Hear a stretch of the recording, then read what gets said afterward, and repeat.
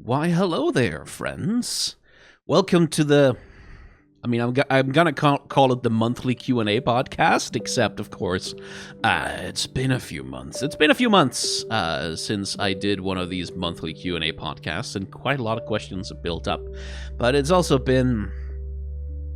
It's been months. It's been some months. It's been some months where things happened. There's some stuff in them that occurred. And those occurrences may or may not have caused things to get a little delayed. Yeah, I think I'll leave it to the vlog channel to explain further, but there's a bunch of questions, and I want to clear them out so that I can open up for, well, for questions for next month, where hopefully I'll be able to do it on more of a monthly basis. But basically, yeah, there's some real-life stuff that's... I've adopted cats, among other things, that have kind of been eating me alive a little bit. So, let's start with a simple political question from Hill asking, do you consider Denmark a good country to live in? And, we have problems. Racism is a big problem. Xenophobia is a big problem. There's, the rising tide of far-right fascism hasn't left us untouched. Same as anywhere. I will say we are, I've always considered Denmark kind of the, in, RPGs, the village that you, the first village that you start on in, the area with all the weak monsters, and, nothing has any powerful status debuffs, and, it's oh, you can kind of beat all the monsters just by... I've always thought of Denmark kind of as the world's starter village in that way, because, we're sort of safely social democratic for the most part. There's free healthcare. We have a lot of looted wealth from the Imperial. So it's we've sort of managed to parlay our brief foray into imperialism into a sort of well-functioning state apparatus and a strong economy that we sort of benefit from. So, in that sense, yeah. But, it's a good country for me to live in, because I am a native-born white guy. You'll get a different answer if you ask, the people who are ghettoized in this country, which is, immigrants, essentially, who are ghettoized and who are treated with severe contempt by both the state and by our culture, and, don't necessarily always have such a fucking good time of it. And I will also say, I have always been, lived in relatively urban environments, and in our rural communities, there are some places in this country that are just, not nice to live in, especially if you are, for example, any stripe of queer. That is, there is a Bible Belt in this country as well. It's small, and it's, not nearly on the level that you see in other countries that we might think of a Bible Belt, but conservatism is strong in this country also. So there are places where it wouldn't be. But, as compared to, for example, the US or Britain right now, oh yeah, this is paradise, but all things are relative, right? We have some fucking problems over here. Kenji the Snick asks, what types of magic superpower do you think are most often the most interesting narratively, aesthetically, conceptually? The idea of such a power and zone of the type of question... yeah. If that's too broad of a question, yeah, I'm sorry, it is, since I tend to make my questions too broad to answer well without realizing. What type of magic or application of magic would you like to see in a League of Legends champion? Now, that's a little bit more approachable. And I'm trying to sort of sort through the magic systems that I know in my head. And it's League of Legends has a fairly broad base of representations, but all of them, because of the way the game is designed, all magic in the game is you press a button and then the spell gets cast, right? You press Q and then boom, ability happens. And I think it would be interesting to have a character whose magic system is specifically very cerebral and constructed in the sense of no, if you want to cast a spell, you have to draw these sigils in the air, so that you have to cast, if you want to cast one of their abilities, you have to cast your Q, your E, and your W in that order, in the same location, and then the spell goes off, because, you have to draw the magic sigils, some kind of magic system where the character actually kind of has to, like, draw a magic circle on the ground and, like, do invocations and, like, chant spells. Where, like, the risk-reward is, like, that would be interesting. I don't know if that would work on a gameplay level at all. Like, I am not a game designer by any stretch of the imagination, but it would be cool to have a character whose magic isn't just, like, innate, they can just cast magic by waving their hands and go poof, but where it's, like, they are a wizard in the D&D sense of the word, whereas, like, these are people who have studied the systems of magic very closely and, like, are manipulating it with formulas and, like, rituals that are sort of specifically created to conduct magic in a certain way. That would be interesting. Because, like, theoretically, we have characters like that, right? We have Zillion, for example, who's, like, the scholarly studied wizard, but none of that shit comes across in his character at all, outside of, like, parts of his lore and, like Legends of Runeterra. So I think that might be interesting in the League of Legends context, specifically. Atlas. Legendary/mythical Pokemon designs have gotten so diverse over the years, and I've often heard a criticism of the newer designs that they don't feel legendary, or don't seem set enough apart from regular Pokemon. What, in terms of legendary Pokemon design, would you say makes a Pokemon feel legendary? Are there specific design aspects of legendary Pokemon that communicate their rare, powerful qualities, or does the distinction of legendary mainly just come down to gameplay and marketing? I think the latter is sort of more the thing, because, like, well, I mean, I'm sort of conflating them a little bit with mythical Pokemon here, right? But, like, legendary and mythical Pokemon are... The reason why they're special is because they are legendary and mythical Pokemon. Like, it's a little bit of a tautology, right? That the reason why we revere them and why we say, wow, because, like, even back in Gen 1, Articuno, Moltres, Zapdos, you could have just made those regular Pokemon. Like, Zapdos could have been the final evolution of fucking Spearow. Right? Like, and that, yeah, sure, it's weird that it changed type, but sure, you can do that. It's like, that's, like, not a problem as such. Moltres could be the final evolution of Pidgey. Like, you could have done those things, and it might not have fit together so much, but, like, I don't think there really is a lot. Like, what often makes legendary Pokemon feel legendary, a lot of the time, it is that they draw certain inspiration from animals, but they aren't animals, right? Like Groudon, for example, which draws a lot of inspiration from, like, kaiju and from, like, dinosaurs and shit like that, but also it don't look like an animal. Like, I'm thinking of like Groudon and Kyogre, and Rayquaza, right? A lot of legendaries, like, they tend to take their inspiration specifically from, like, mythical creatures also, but that, again, that's also something regular Pokemon do all the time. So, like, what makes them feel legendary? Good question, because that also sort of depends on the generation, right? Because, like, in Gen 1, Mewtwo felt superpowered and legendary because, unlike every single other Pokemon, it was an alien. Like, its character design drew much more from sci-fi and from aliens, where pretty much all the rest of Pokemon's character design, like, drew primarily from fantasy of various stripes. Even stuff like Magnemite. Like, so I guess Porygon was, like, the one real sci-fi Pokemon in Gen 1, right? Mewtwo drew specifically from sci-fi, from alien shit, right? Like, and that made it feel legendary because it was the only Pokemon that really had this aspect. And as the generations have gone on, and now there's 1,000 fucking Pokemon, it's like fewer and fewer things are special and unique. Like, Moltres was a legendary bird because, like, oh, it's the fucking phoenix, right? Like, it's a firebird, right? And there aren't any other firebirds in Pokemon, so, like, that's special. That's the only thing which is that thing. And then, like, now we have birds that are also fire type. Now we have Ho-Oh, which is the way better phoenix than Moltres is, right?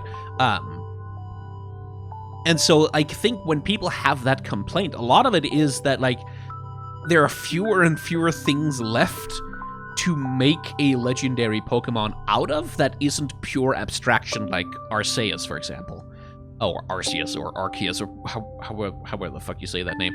Like, a Pokemon like that, Arceus, I have a troubled relationship with that one because it's supposed to be Pokemon God. That's a different conversation, but it's abstraction, right? Like, it has sort of a horse-like body shape-ish, but it is an abstraction. It's a complete abstraction. And there's a bunch of like, legendary Pokemon, like, Palkia and Dialga, right? Like, which sort of have a kaiju thing going on, but which are largely also abstractions, which makes sense given what they embody in the world. And, like, I feel like we're gonna see more of that. That, like, if they want to make a Pokemon really feel legendary, really feel like something special that doesn't exist anywhere else, probably they're gonna keep reaching for the abstraction. Because that's kind of gonna be the place where you can still get something that is wholly unique, that hasn't been done at another time somewhere in the Pokemon roster. But that's... I mean, maybe there's a design short or two in that, and sort of examining the designs of legendary Pokemon specifically, trying to draw out some conclusions about what it takes to make a legendary. Yeah, good question. I feel like I can't give a full answer here, because I would have to think about it for a lot longer. Isa, if you win a huge sum of money, what would be the first thing you buy? And what motivates you to wake up and stand up in the mornings? If I won a huge sum of, like... I know this is gonna sound like I'm polishing my halo, right? Like, I know this is gonna sound like virtue signaling out the ass, but, like, if I had a huge sum of money, I would pay off all my friends' debts, is the thing. Like, that is genuinely the first thing I would... Because I have friends who...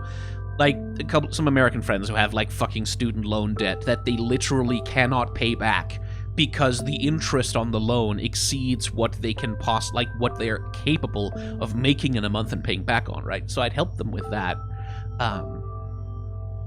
Like, I have friends who live in poverty, right? Which, like, if I have a huge sum of money, I can fucking do something about that. And on a selfish level, just getting to experience that kind of agency in the world, that level of ability to actually make things materially and realistically better for other human beings, that's a fucking thrill of power that I crave. Beyond, you know, I want fewer people to live in poverty. And, like, I know that sounds like, oh, well, obviously the first thing I would do with money is make the world better. Like, it's masturbatory to say I know. But if you're asking, like if it was specifically, like, a consumer thing for myself that I would buy, shit, I don't know. I don't really... Like, probably just, like, a massive fucking upgrade to all of my equipment. And, like, I would get, like, a fucking company of some sort, like some sort of interior decorating company to, like, make my apartment really fucking nice. Yeah, like, make my apartment really fucking nice. I would want, like, a really fucking powerful gaming rig. I'd want, like, a NAS with huge amounts of storage that I could just store all of my footage and all of my everything on and don't have to worry about it. Like, I would want... like, the most powerful PC I could get my hands on with, like, 4 monitors that are all running at 240 hertz, 4K or whatever. Yeah, like, and also I think I'd buy some really expensive instruments. Yeah. I think I would buy a guitar that is, like, that is way too good. Like, it's not like I have the skills to get the tones out of it that you pay for when you buy a really expensive guitar, but that's the sort of thing I'd probably do for sort of self-indulgent hedonism. Anyway, what motivates me to wake up and stand up in the mornings is boredom. If I just stay in bed, I'm bored. I am bored. I need something needs to happen. So I have to get out of bed and do the things, because otherwise I'm just gonna, like, increasingly vibrate myself to death with boredom in the bed. Oh, here's a big one. Aquarium Moon. Let's see. Watching your previous AMA, you said something interesting in the Horizon question where you said that the problematic worship of the hero individual is not unusual for American AAA video games, and I agree with that statement, but it made me have a knee-jerk reaction of it's not American, only to wonder maybe it is. It's made by a Dutch company that managed to get an exclusive contract with Sony for their previous series and seems to have stuck with that. Guerrilla Games is the only AAA studio we have in the Netherlands, and I do think there are parts of the Horizon games that have very Dutch sensibilities and priorities shine through, specifically the way they approached architecture and engineering, but because of the AAA label and the focus on the USA in this setting, do you think Horizon becomes functionally US American in an era narrative and design, despite the main companies being involved being Dutch and Japanese. I think there's some interesting assumptions and implications there that I got curious about. Thanks for reading. Okay, that's a long question. In short, like, number one, you're right. It is a Dutch developer that creates the game, right? Like, that is fair enough as a criticism of my answer there. Is like, yeah, it's not exclusively American. Like, when the thing I was referring to, I think there's been some months now, in my answer to that question, is specifically, like, the worship of the heroic individual is a very American thing, and the United States has spent, like, the last 70 years exporting that culture to Europe in a very big way. And one of the places where they really have exported that narrative structure, that way of thinking about culture, is in video games. Like, because even video games that are European made by Europeans in Europe, have a tendency to use all of the same narrative tools and all of the same design tropes and all of the same, like, structural ideas and cultural ideas that American games do. In fact, they have a tendency to imitate and mimic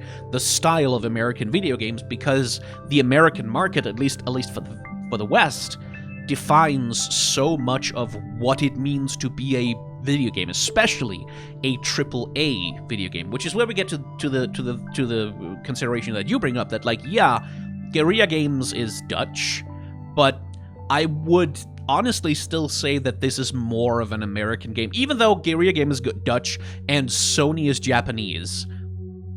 Specifically because the concept of the AAA game, like the aesthetic of the AAA game, the marketing of the AAA game, the cultural space of the AAA game in Western gaming culture, is an American thing. It's a very American thing, like, to the point where, like, it used to be we had, other than AAA games, we also had like what you might call double A games or single A games or B games, if you prefer.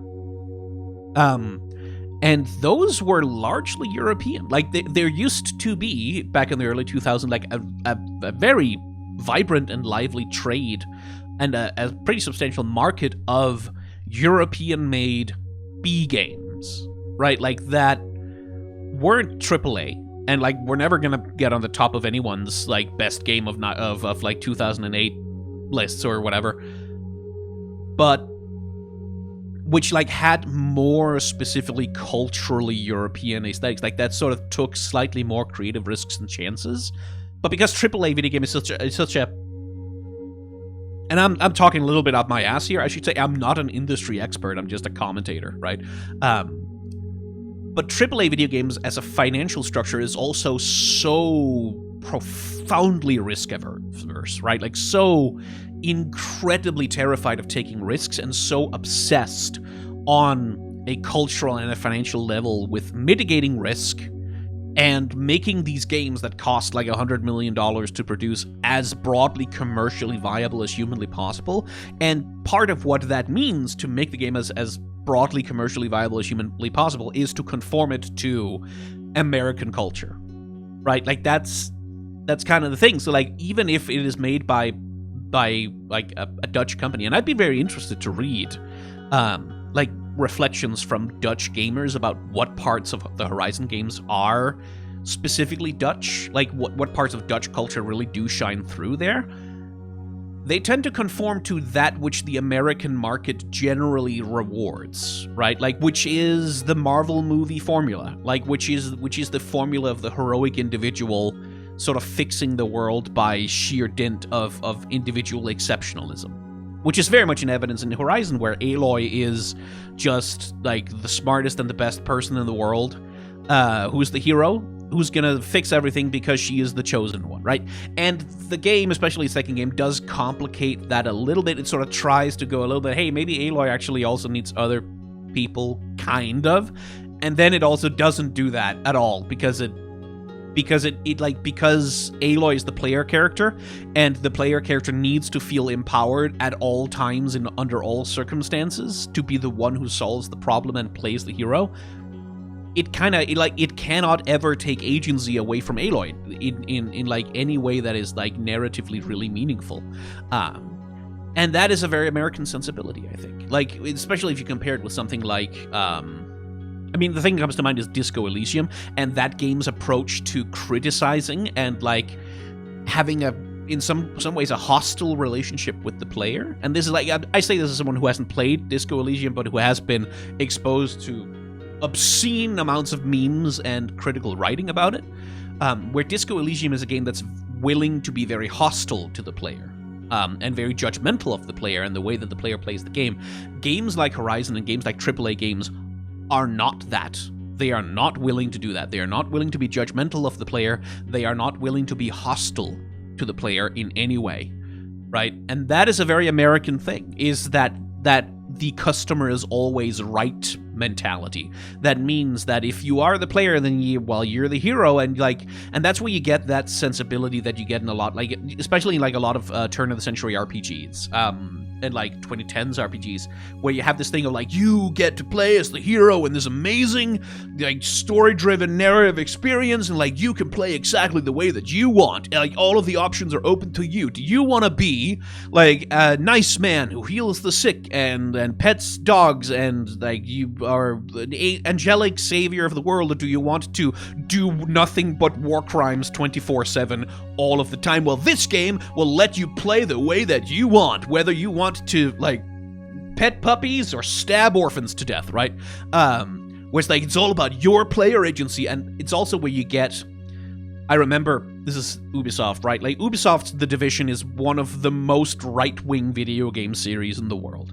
It is like, its entire sensibility is right-wing. Its entire like impetus is very American right-wing, right? Because the whole point of that one is like, there's an elite force of specially trained civilians who have guns, and when the world is attacked by terrorists, these civilians with guns are gonna pick up their guns and they're gonna go be superheroes who defeat the evil terrorist by shooting at them with their civilian guns. Like, that's the whole power fantasy of that game, is that like you're just a normal civilian, but when the thing happens, you have your guns and you have your gun training and you have your buddies who you've done gun training with, and you're a militia and you're gonna go out and you're gonna fix this gun. Like, it's sovereign citizen shit, right? And I remember an interview with an Ubisoft executive, or like I think a creative director on The Division, where the interviewer was like, okay, so the political dimensions of this game, and he was just like, oh, well, I mean, we at Ubisoft believe in creating a vibrant and dynamic gameplay experience for the players to express themselves and explore and he's like, no, you made a game about bioterrorists bombing major cities in the United States, and that the appropriate solution to that problem was for ordinary citizens to take up guns and go. And it's like, no, well, I mean, we at Ubisoft don't believe in, like, we're not trying to impose any kind, like, we're not trying to bring politics into it. We're creating a rich narrative game experience for players to enjoy. Like, that is an American sensibility. That thing of, like, we don't have a position, we don't have politics, we don't have a stance that we're willing to tell you.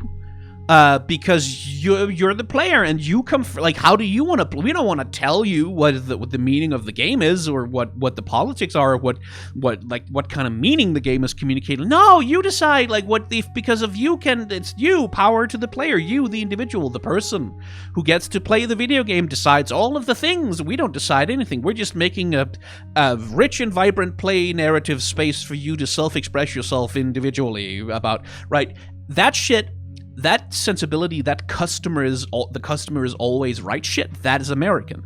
And Horizon suffers from that as well, is the point I was trying to get to eventually, is that Horizon very much has that as well. That thing of like, well, the player cannot be wrong, ultimately. The player is the hero, and what the customer says goes, right?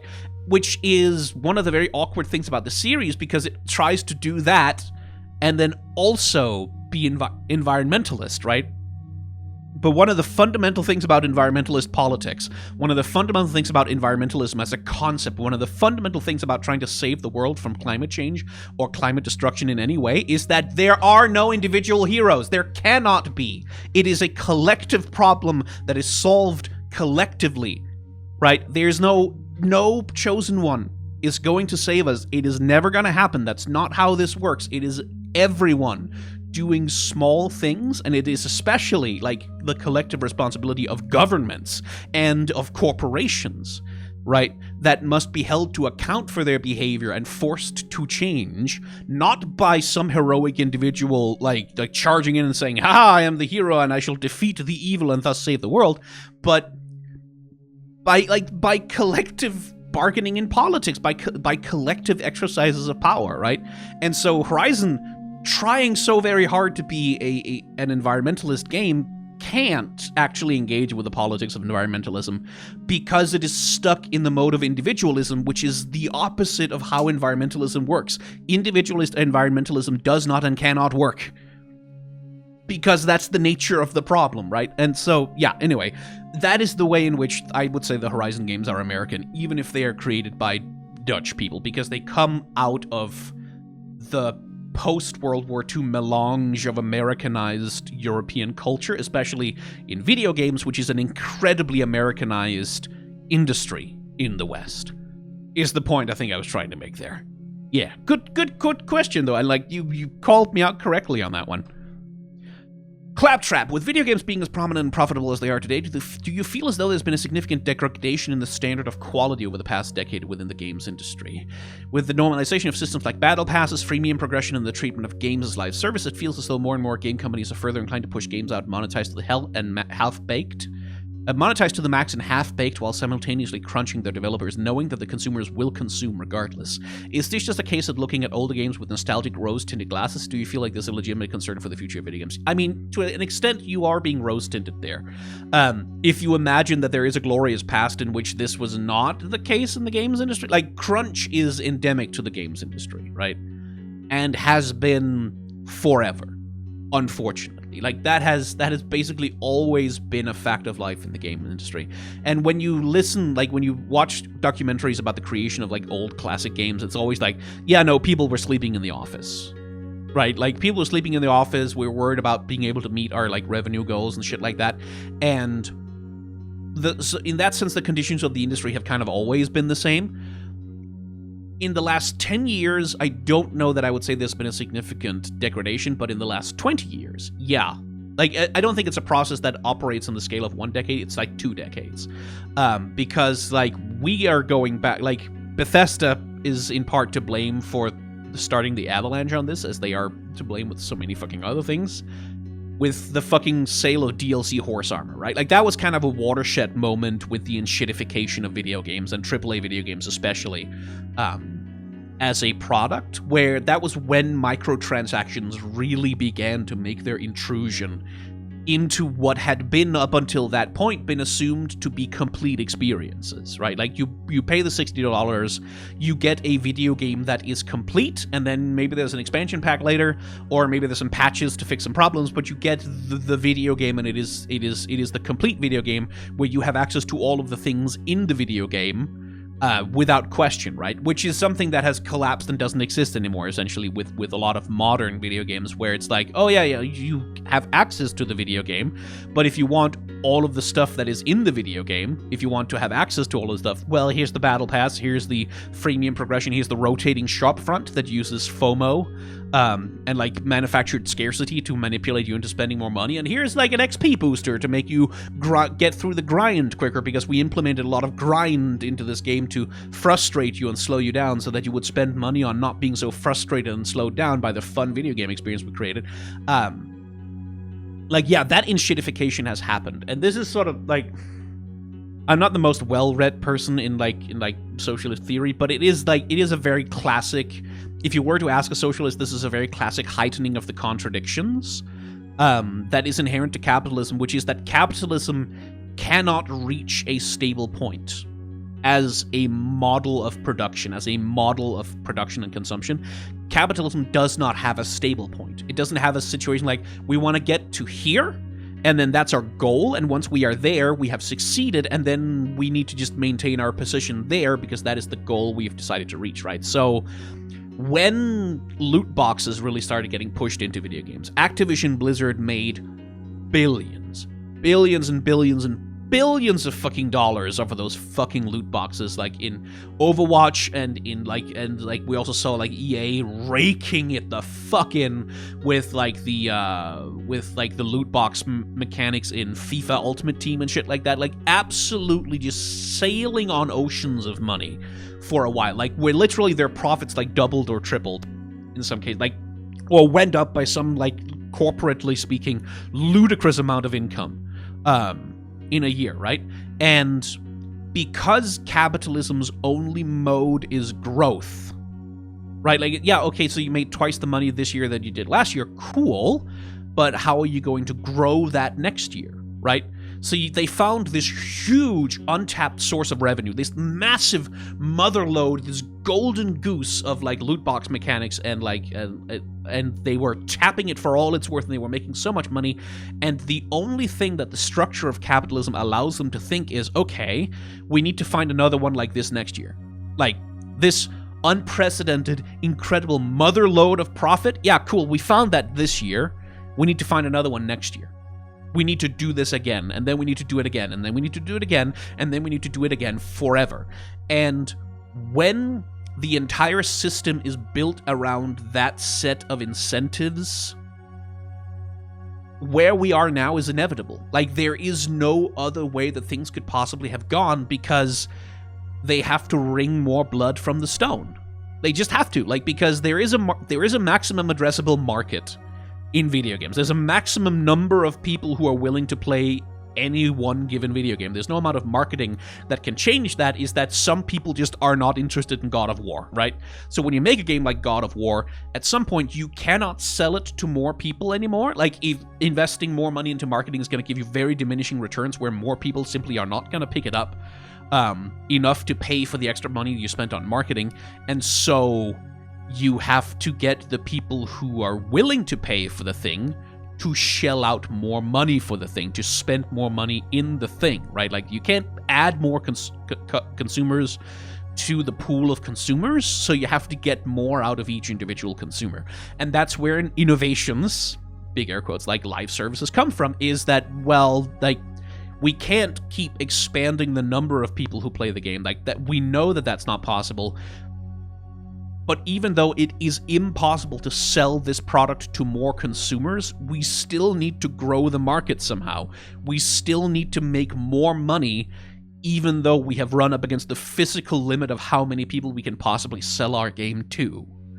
And so it's like, okay, DLC horse armor, like, because then everyone who bought Oblivion, like, maybe you can get 1% of those people to also spend $2.99 on horse armor. And then, you know, that's 1% of people who spent $2.99 more, so you get more money out of the same group of people, right? And then live services and, like, battle passes and, like, all of that shit is all just engines that are designed to get a slightly higher proportion of the people who are have already spent money on the game to spend a little bit more money on the game. Like, that is the whole function of that, is to simply wring more money out of the individual customer. And it is unsustainable. It is inherently unsustainable, because, like, at some point, if, like, people cannot afford to pay for more live services, at some point, people cannot afford to play a video game anymore, because the video game is going to continuously try to drain their wallets. At some point, you run up against the physical limitation of there simply isn't any more money here at all. And once that happens, we're going to see a huge fucking crash. We're going to see a massive video game crash of some kind in the market, where companies are pushing out these enormous live service-enabled battle pass motherfucking things that cost like $400 million to produce, that just crash and absolutely fucking burn, because you cannot get people to give a shit about another live service game, right? And we've seen that happen multiple times. Like, Amazon has had several horrifying disasters in the video game space, and up until now, a lot of that massive loss leadership was underpinned by free credit, which, like, was this thing that existed in the economy for many, many years, and it's, like, sort of the underpinning of a lot of the financial behavior we've seen in the West for, like, the past 20 years, is that there was essentially free money to be had. Like, the credit was free, the interest rate was essentially zero. And that has stopped now. Like, the interest rates have gone up, they have been raised, because at some point they kind of fucking had to be. And now that the free money train is over, like, this is what crypto and NFTs were. Like, they were a very desperate last-ditch effort to get as much money as possible wrung out of the economic system that was under free credit. by scamming it out of as many ordinary human beings as possible. That's what NFTs were an attempt to drain as much money as possible from the pockets of ordinary people, sink it into untraceable cryptocurrency that could then be extracted and hidden from the tax man. It was a huge attempt to simply drain the wallets of as many people as possible before the inevitable collapse of the free credit system that allowed this scam to be remotely viable to begin with. Same thing with crypto. The whole purpose of crypto is, again, there's only so much money in the world, but we always need to get more money than actually exists to exist somehow. And so the point of cryptocurrency is to avoid paying taxes.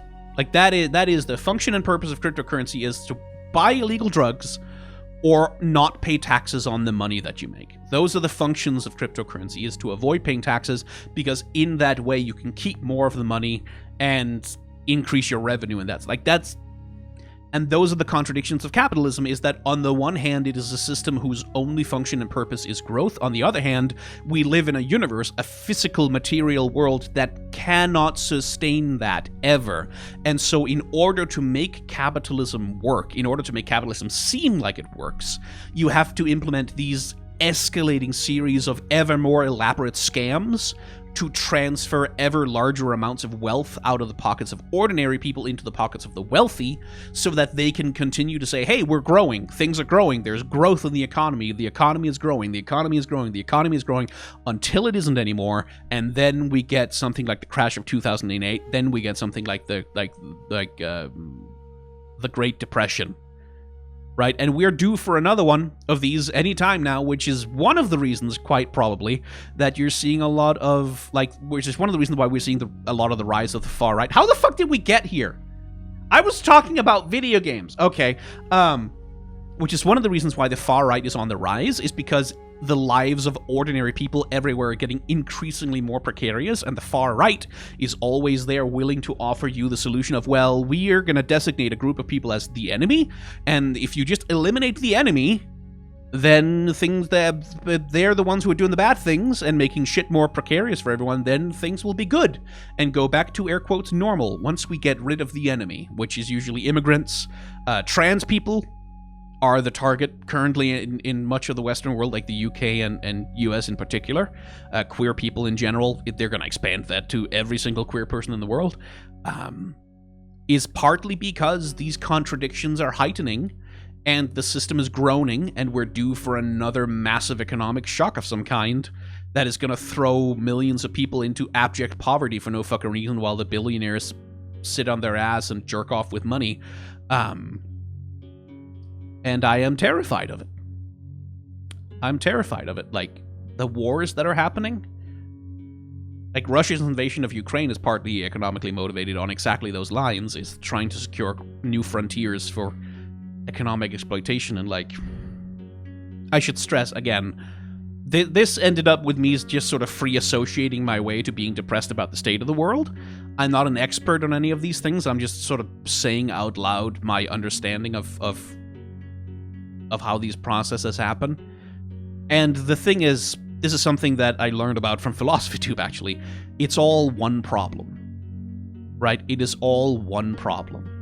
Video games being enshittified with loot boxes is an expression of the same underlying system of issues that is causing climate change right now. It is an expression of the same underlying systemic problems and contradictions that are causing, the rise of the far right in response to increasing economic precarity. It's part of the same economic system that is incentivizing war, as an attempt to solve the contradictions by opening up further frontiers for exploitation, which is what the purpose of war is to, when you have exhausted the possibility of expanding within your own economy, well, let's go take some other motherfucker's economy. Let's go take their resources and expand our own economy with that, so that the train can keep rolling and growth can keep happening, right? It's all an expression of the same fucking thing. And it's deeply frustrating and terrifying, is, I think, where I was going with all of that. Anyway, thank you for your question about freemium battle passes in video games, Claptrap. Fucking hell. Oh my god, why am I like this? Joyce W. Art, you mentioned in your other QA that you deal with hypochondria. What do you do to calm yourself whenever it acts up, especially when it isn't possible to get tips from a doctor and such ahead of time? I deal with a lot of anxiety around health issues as well, especially since I don't know how to deal with the signals my body is giving me. So it always goes into you're dying mode, and it's difficult to calm down from that. Yeah. I mean, you know all those stereotypical bits of really annoying advice that everyone always gives you? Yeah, no, it turns out that works. If you focus on it and you do it.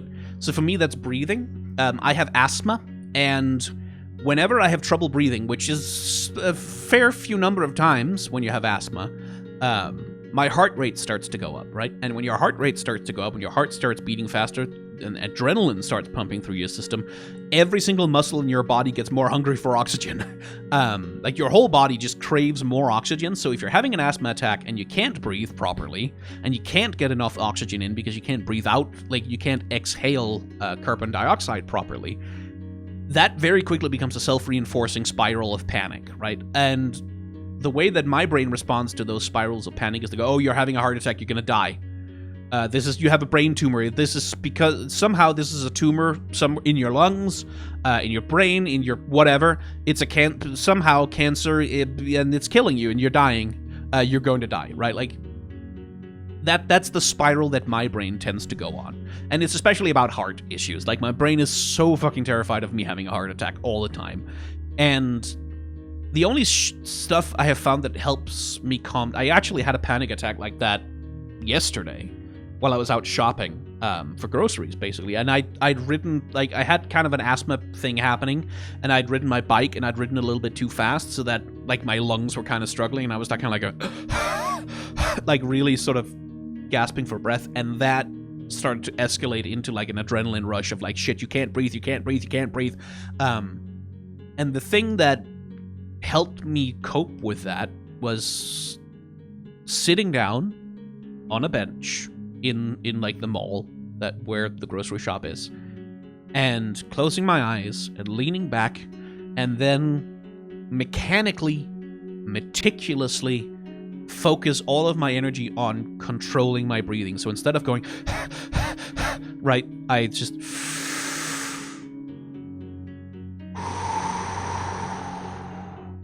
like in through the nose, out through the mouth.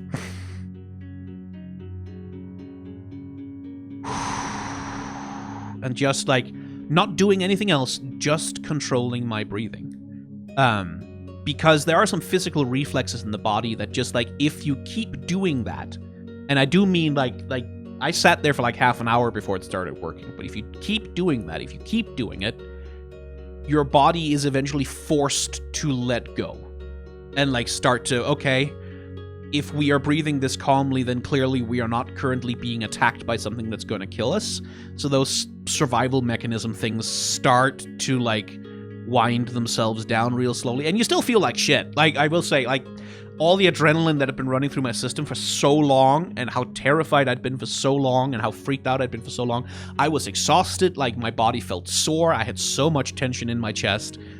It fucking sucked, but I didn't panic and call an ambulance, for example, right? Like, I wasn't collapsing on the ground, hyperventilating, and, like, sort of causing myself to asphyxiate. Like, I controlled it by controlling my breathing. And another thing that helps is also, because I know that I have hypochondria, like, I might have a tendency towards hypochondria, I also can lean on my rationality to say, okay, you have been in this exact situation before. Like, this exact sequence of events has happened before, where you have had an asthma thing going on, and then you've exerted yourself too much, and then the adrenaline started, you've done into the spiral. You know why this happens and how this happens. You have been here 1,000 times before, and in exactly none of those cases have you died of a heart attack, right?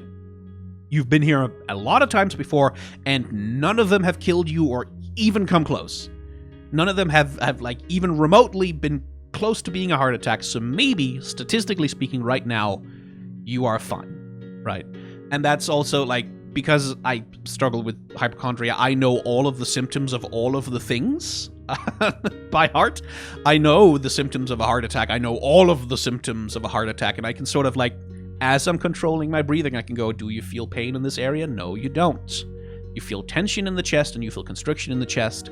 That is a symptom of a heart attack, but it's also a symptom of a panic attack, and of like a dozen other things, and a symptom of an asthma attack. So, if you only have that symptom, and there's nothing going on in this body part, and there's nothing going on in the other body part, and you're not feeling this symptom, and you're not feeling this symptom, and you're not feeling this symptom, then it isn't a heart attack. Just like all of the other times when you dealt with this, it isn't a heart attack this time. So we're going to sit down, we're going to control our breathing, we're going to give ourselves time. That's the other thing, like, you have to forgive yourself for it. When you're having a health anxiety panic attack, you have to forgive yourself. Because one of the big things that will keep you in panic mode is if you are relentlessly focused on, no, I have to stop this from happening right now because I shouldn't be doing this. This is shameful. This is embarrassing. What the fuck are you doing? Why are you doing this? This is stupid. Those thoughts don't help you. You have to say, this is something that's happening to me. It's okay. It's okay that this is happening to me, right? Like, on a moral level, this is okay. It fucking sucks. It is shitty. I hate it. There's no reason to like any part of the process that I'm going through right now, but it's also not wrong of me. I'm not doing anything wrong. I'm not making a mistake. I'm not being weak. I'm not at fault for any of this. All I have to do is get through it. And it's okay.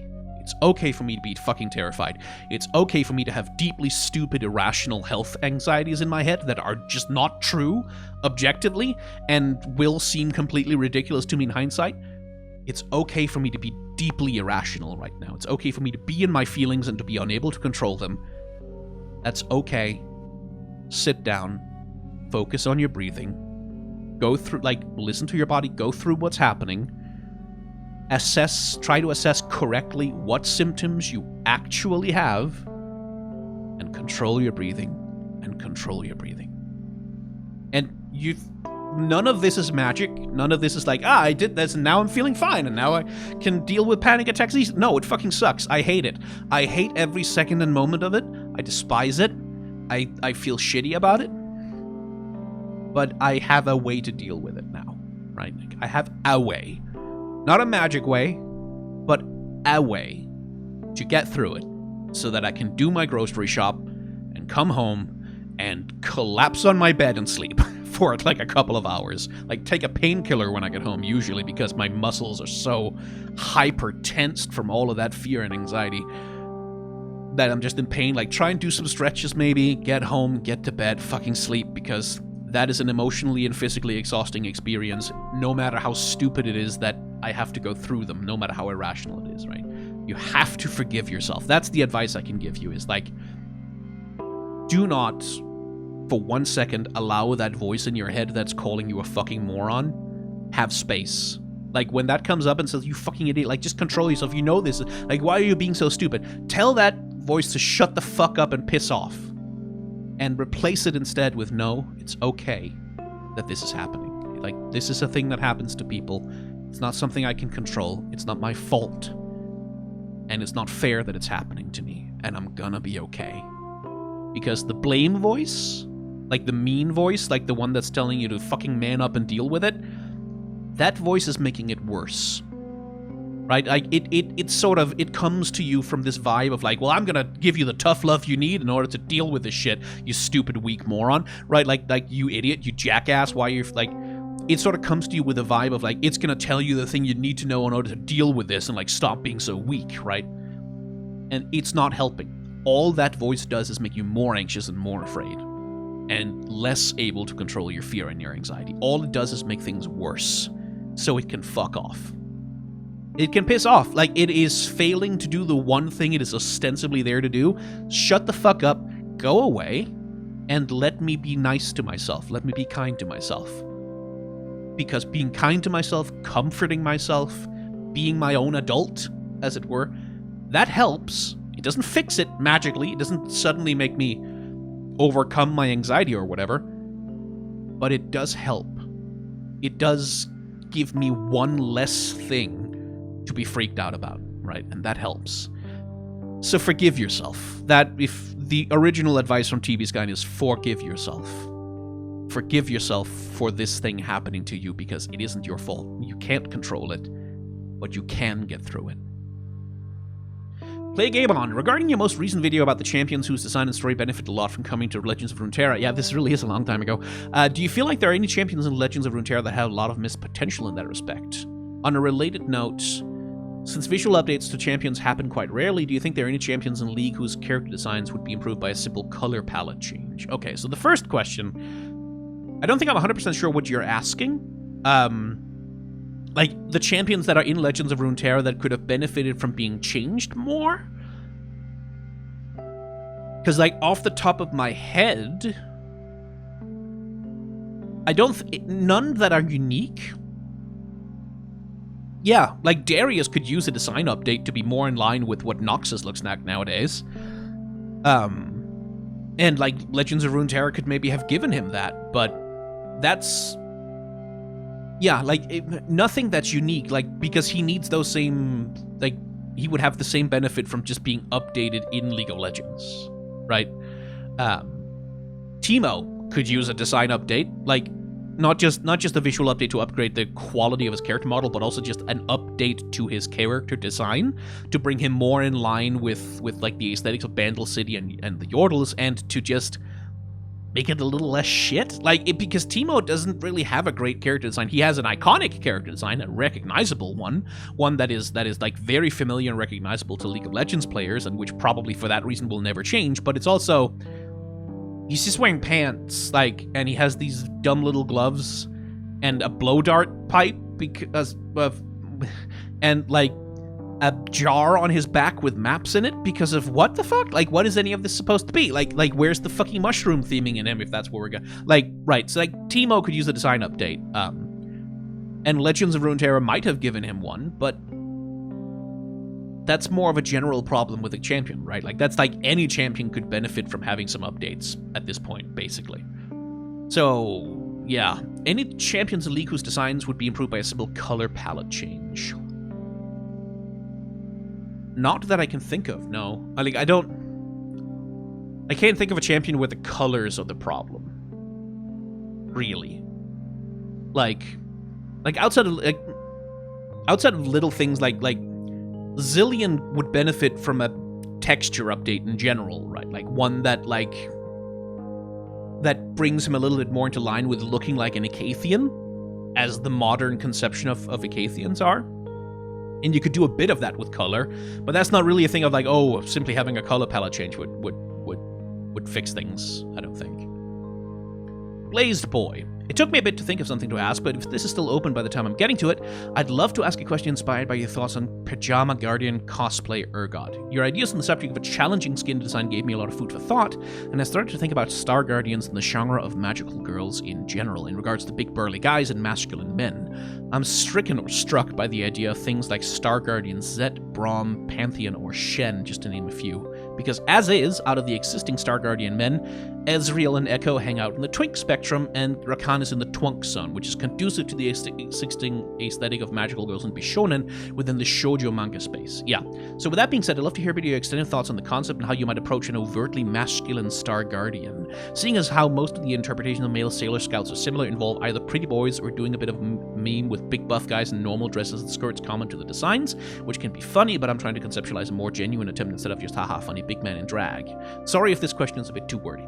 Yeah, I mean, that's a really interesting... I don't know that I have like a solution or like a strong, oh yes, I know how to fix this kind of thing on that, because that's just a thing of like, how do you massage genre conventions in such a way for them to allow for something which is like more out there.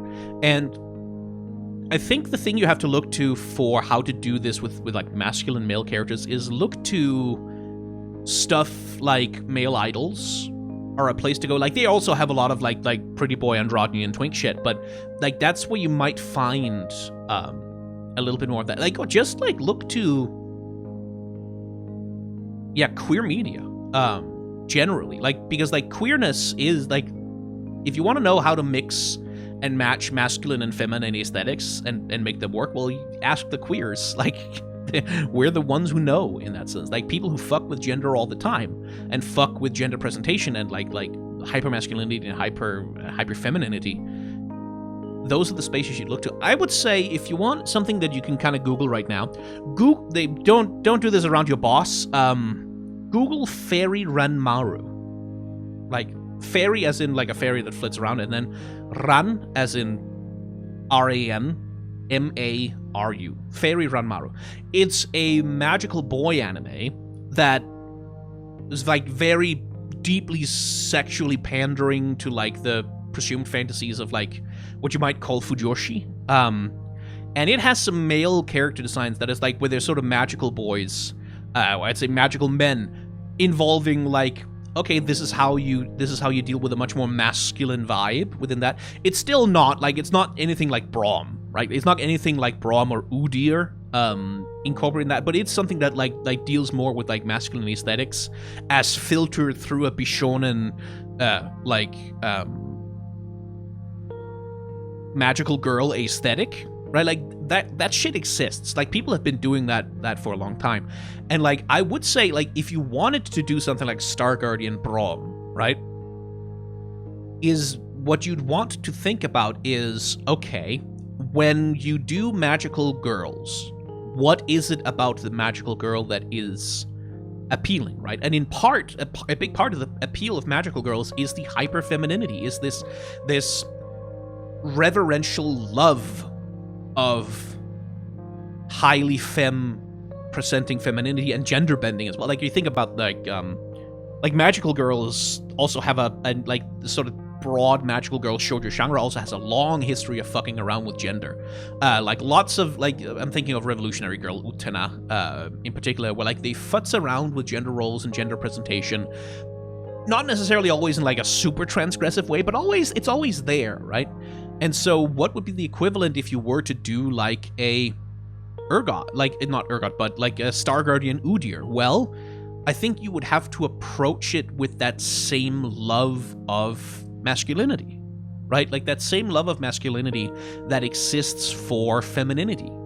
And to present that in the visual language of magical girls, like so with like very, like with that same attention to detail and that same attention to like fashionable sumptuousness, but one that celebrates and loves and enjoys masculinity. This is like one of the big failures of Star Guardian Ezreal to me, is like that it's like he's just fucking wearing a suit, right? Like it's just like a slightly modified tuxedo. That's what he's wearing. It's a slightly modified tuxedo, and it's like, motherfuckers, like if you want, if you're gonna do Star Guardian Ezreal, either put him in drag, like either put him in a fucking Star Guardian uniform, which is a dress, and say, no, this is the uniform of Star Guardians, and it's unisex, everyone wears this one, because it's not fucking cross-dressing, he's being a Star Guardian, and this is the uniform for that, right? Like, either do that, and don't play it as a joke. Don't make it a ha-ha-ha man in dress. Either do that, or else give him an outfit that, like, loves and celebrates his particular version of masculinity, right? Like, that really, that applies that same extravagance and that same extraness that you get in the Star Guardian outfits, in like the female Star Guardian outfits and magical girl outfits, to a masculine aesthetic, right? Because it's so conservative the way that he's dressed now. It's so nothing. It's so flat. It's just a fucking tuxedo. Like, fucking go out of your way. Like, bring in aspects of military uniforms, or like stuff that's like traditionally sort of hyper masculine. Like, if he's gonna have a fucking suit or a tux or whatever, okay, then give him an extravagant tux, give him a really interesting tux, give him frills and ruffles, give him the dress of a Victorian gentleman. Like, do something, like something that celebrates and loves male fashion history, something that celebrates and loves expressions of masculinity through fashion, in the same way that like magical girls love and celebrate femininity in fashion, right? But they don't do that. They just kind of, it's just tuxedo, and then there you go, he's got a suit on, and that sucked. Like, Star Guardian Echo did it a lot better than Ezreal did. Like, it had more of a concept, like it was trying for something a lot more than Ezreal was, which was just the most conservative execution of the concept possible. But yeah, that would be the thing to do, is like to find, okay, like what is a moment in male fashion, in masculine fashion, that can be translated into the visual aesthetic of magical girls, of like a magical girl anime kind of thing, but still applied with that same love of masculinity. That's not an easy problem to solve. Like, that's not just a, oh, I snap my fingers and that's done kind of thing. That's a difficult design problem to solve, but if Riot Games are gonna be like $1 billion company making one of the biggest video games on Earth, they should be the ones to fucking try and solve it, right? Like, they should be the ones to dedicate the resources and the talent and they should be the ones to make the attempt, right? Because otherwise, what the fuck is the point of having so much money? Cry Like an Eagle. I was wondering with rewatching some of the Boss Designs episodes with the What a Thrill gag with the ladders will never get old. Did you have any musical training yourself? I really enjoy the sound of your singing voice. Thank you very much. And I was curious if you ever had singing lessons. The answer to that is no. Not really. Well, in music, like, we had music education in high school. And we did get a few, like sort of like we were singing choir stuff, right? Where everyone is singing all at the same time. Like some people, like basic stuff where like I sang baritone, the ladies got sopranos and altos and shit like that. And we did get a little bit of like how to support your breathing and like how to like some very basic techniques on how to steady your voice and shit like that. But that's it. Like, I've never had formal training. I've just sang a lot and listened to my voice played back to me a lot. Like, that sort of became part of my job, but also, like, if you want to get better at singing, you have to listen to yourself sing, which is one of the most excruciatingly painful things about trying to learn how to sing, is that you have to listen to yourself singing, which, like, oh boy, that's an experience that never gets less cringy. And then you just have to sing a lot. Like my family... My family could tell you stories about how much I never fucking shut up and never fucking stopped singing.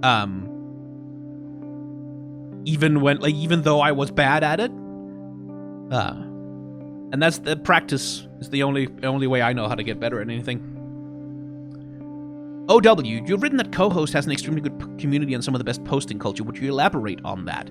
Yes. So co-host is not a Twitter alternative. Like, it's not an alternative to Twitter. It's essentially a version of Tumblr. Like, it's sort of that same, like, you have a blog, you make posts on that blog, other people can share the posts and comment on them. Same vibe in that sort of way. But what's different about co-host in a major way, there's a few things. Like, for example, they allow a huge amount of freedom for people within the structure of their post. Like, you can do CSS, you can do HTML coding. People have done JavaScript video games inside of individual posts on co-host. Like, that's not what everyone does all the time because that's time consuming, but you can do a lot of really fucking amazing things by programming CSS and HTML and like messing with the coding systems that are available on co-host. But more than that, one of the big things about it is, first of all, it's populated by a whole bunch of like furries and trans people and like really sort of tech-savvy lefties, which just makes it a nicer place to hang out than most other places, inherently. It is worker-owned. It's a co-op, owned by the people who work on it, which also helps. It means they don't chase investor money. Like there's a subscription service you can sign up for to donate money to them, but that's about it. But the big thing about co-host is that it has no metrics. No numbers. Like, if there's a little thing that says how many comments something has, but no view counts.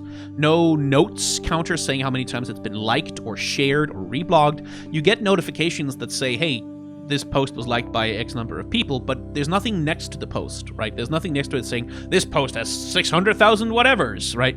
And you can't see a follower count, and like the whole platform, generally speaking, deprioritizes the whole concept of going viral. It is not a platform that's built to make anyone go viral. It's not a platform that's built to have that, like, rapid, constant social media discoursing that sort of characterized Tumblr at its worsts and Twitter at its all the time. It is built for a very different purpose, one that is much more at peace with itself, much more at peace with, hey, here's something I made, put it out into the ether, and it's not like it doesn't have success metrics in that way, right? Like, it's not a thing of like, oh shit, this thing only got X number of retweets or whatever. That doesn't exist there. People just share cool shit and use the functionality of the platform to write and create much more interesting, thoughtful content than in a lot of other places, I think, anyway. That's what contributes to the posting culture. It's also nice that it's porn friendly, which like sounds like a weird thing, but like so many websites nowadays are being increasingly censored by the American Congress, which like right now is trying to push through a piece of legislation called COSA, which is going to make it functionally impossible for trans people to exist online in a lot of places, because simply sharing a picture of themselves like with a fit check, or we're like, hey, I'm wearing these clothes today, cross-dressing can be classified as a form of obscenity and a danger to children, which means that the mere existence of a trans person just being normal, doing like their taxes or whatever, and if the picture is taken of that, can be classified, legally speaking, as pornography, and thus used to censor the existence of trans people online, right? Because a lot of these platforms have these rules that very specifically censor anything that is deemed, legally speaking, to be a form of pornography, which is used to target and marginalize and destroy queer communities, because queerness is inherently culturally considered to be a sexual thing, which is like one of the things that's at the core of the anti-trans panic and the transphobic flood of slurs against the trans community as like being perverts or being groomers or being like whatever. Like their identity, the simple concept of transness as a thing, is slurred as being a perversion, right? Like it's being a sex thing, a thing that people do to get off, a form of pornographic behavior, which is exactly the same thing that they used to do to gay people, like that to just people who were like gay men specifically, because like gay women were sort of thought to not really exist. Like that was the same thing. Like if you were gay in a way that is visible, in a way that is public, in like, oh god, like we can't have gay teachers in schools around children because like, oh, like that's pornography that we're exposing our children to by having these gays exist around them and be openly gay about it. That used to be a thing. Like it hasn't been so much for a while, but it's gonna become a thing more as this far-right wave of reaction pushes to desexualize, like pushes to unqueer the world under the guise of protecting children from from inappropriate sexual content and shit like that. And so Co-Host is very specifically built to say, no, we have a very robust tagging system. We have a very robust set of filters that allows you to filter out any content that you feel like that you don't want to see, that you don't want to have to engage with, that you don't want to have to be around. You can filter all of that out and never have to see it, but we're not going to censor it out of the platform as a whole. Right? Like, and because the platform is also not built to be a reach generation machine where things go viral, it's just a nice place. Like it's just in that sense a nicer place. Anyway, on the topic of social media, since you seem interested in healthier platforms, is there any particular reason you're not using, say, Mastodon, besides the necessity to choose at some point some arbitrary number of platforms to use? Mastodon doesn't feel good. That's it. Mastodon doesn't feel good. And most of the people I want to follow aren't on there either, which is a big thing. Like I have left Twitter at this point, essentially. Like I come back every once in a while to comment on a friend's post or to retweet something that they made just to use my whatever the fuck is left of my audience to create some kind of engagement that is helpful to them in some way. But like Twitter is a dead platform at this point. It's a dead platform that is still a zombified thing, right? Like you're still walking around, still pretending to be alive, but it's not. It's dead. And engagement on the platform, like in terms of being able to get people to follow you to the platform that you're linking to, like here's my work, I put my work up in a place and please click this link to go to the work, or like support my Kickstarter or watch my YouTube video or whatever, that has collapsed. It's gone. It's dead. You cannot drive traffic to anywhere from Twitter anymore.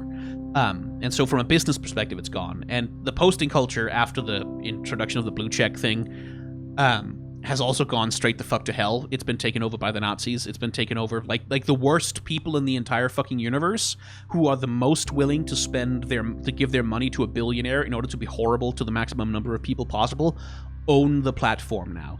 And they are all bitching at Elon 24/7 about like, why aren't I getting as much engagement as I should be getting for the money that I'm paying? And it's because everyone who doesn't want to listen to those fucking jack-offs is leaving, getting the fuck out of there. I'm on Blue Sky, primarily, first of all, because it's a closed platform, and that's just nice in a lot of ways because it disincentivizes a lot of trolling. It makes it much, much easier to curate your communities, and it means you can't go viral on there, which I cannot stress to you enough. I got to a place on Twitter where I could post something, and it would pretty reliably get like 100 retweets, and you don't want that in your life. You don't want those notifications. Like, once something gets spread far enough that it leaves your personal circles, you enter the shit zone, where everyone is a monkey and everyone is flinging poo at you all the time. Like, it sucks. It's fucking awful. And I hated it. Like, it was the worst part about Twitter, is like, anytime I posted something and it got like more than 20 retweets, I would just mute the post entirely, because I knew where that shit was gonna go, right? And so on Blue Sky, that doesn't really exist, because the platform is so relatively small and it's so locked down, and it has much better moderation options in many ways, not in all of the ways, but in many ways. So, like, I'm on Blue Sky because of that, and because most of the people that I want to follow the posters that I enjoy, my friends, my colleagues, my professional connections, most of them are on Blue Sky. And Blue Sky is mostly like Twitter, just without most of the shitty parts. Whereas Mastodon is just doesn't feel good to use. Like, that's really it. I don't have anything about federated networks or whatever. It just doesn't feel good to use. Hiccups. The way that the platform is put together, the procedure you have to go through to follow someone on another instance, the discoverability possibilities within the networks that are on there, it's not that they don't function, they just don't feel as easy or good to use. It requires more work from me, and I just don't want to do that for shitposting. Like, for sending shitposts to my friends. I just don't want to do that. So Mastodon just doesn't feel good. That is the extent of my criticism. Kofefi, have you considered a look into Guild Wars 2 and its lore, characters, and world in general? I think you might like it with its themes of never giving up hope, even in the most dire moments, and its lovely cast of supporting characters, one that explores disability, 2 lesbians that I adore, another exploring different values outside of what her people expect to her, blah blah. No, because I am doing one MMORPG right now, and that's Final Fantasy XIV, and I don't have room in me to try and do another one. I also just don't have a connection to Guild Wars at all. Like, I don't know anything about it. I don't think its aesthetics on the surface, from what I know of it, look that interesting to me. But again, I haven't engaged with it very deeply, so who the fuck knows? But no, I have never considered a look into Guild Wars 2, because it's an MMO, and I can only stomach, like, so many of those. Which, like, I can stomach one MMO at a time at most. That's about as much as I can handle. Atlas. Kindred's representation in League of Legends tends to emphasize Lamb a lot more heavily than Wolf, especially in their gameplay and skin design, such that it often feels as though Lamb is the central champion being controlled, with Wolf merely acting as part of Lamb's kit. I mean, yeah, that's accurate. That is exactly how it is. Wolf is a accessory to Lamb in terms of their game design and in terms of their visual design on the Rift. That is the fact. They are not a duo character. They are Kindred, being Lamb, with support from Wolf. So do you think the Kindred as a characters would have been better if they were designed to be more like equal beings? Yes.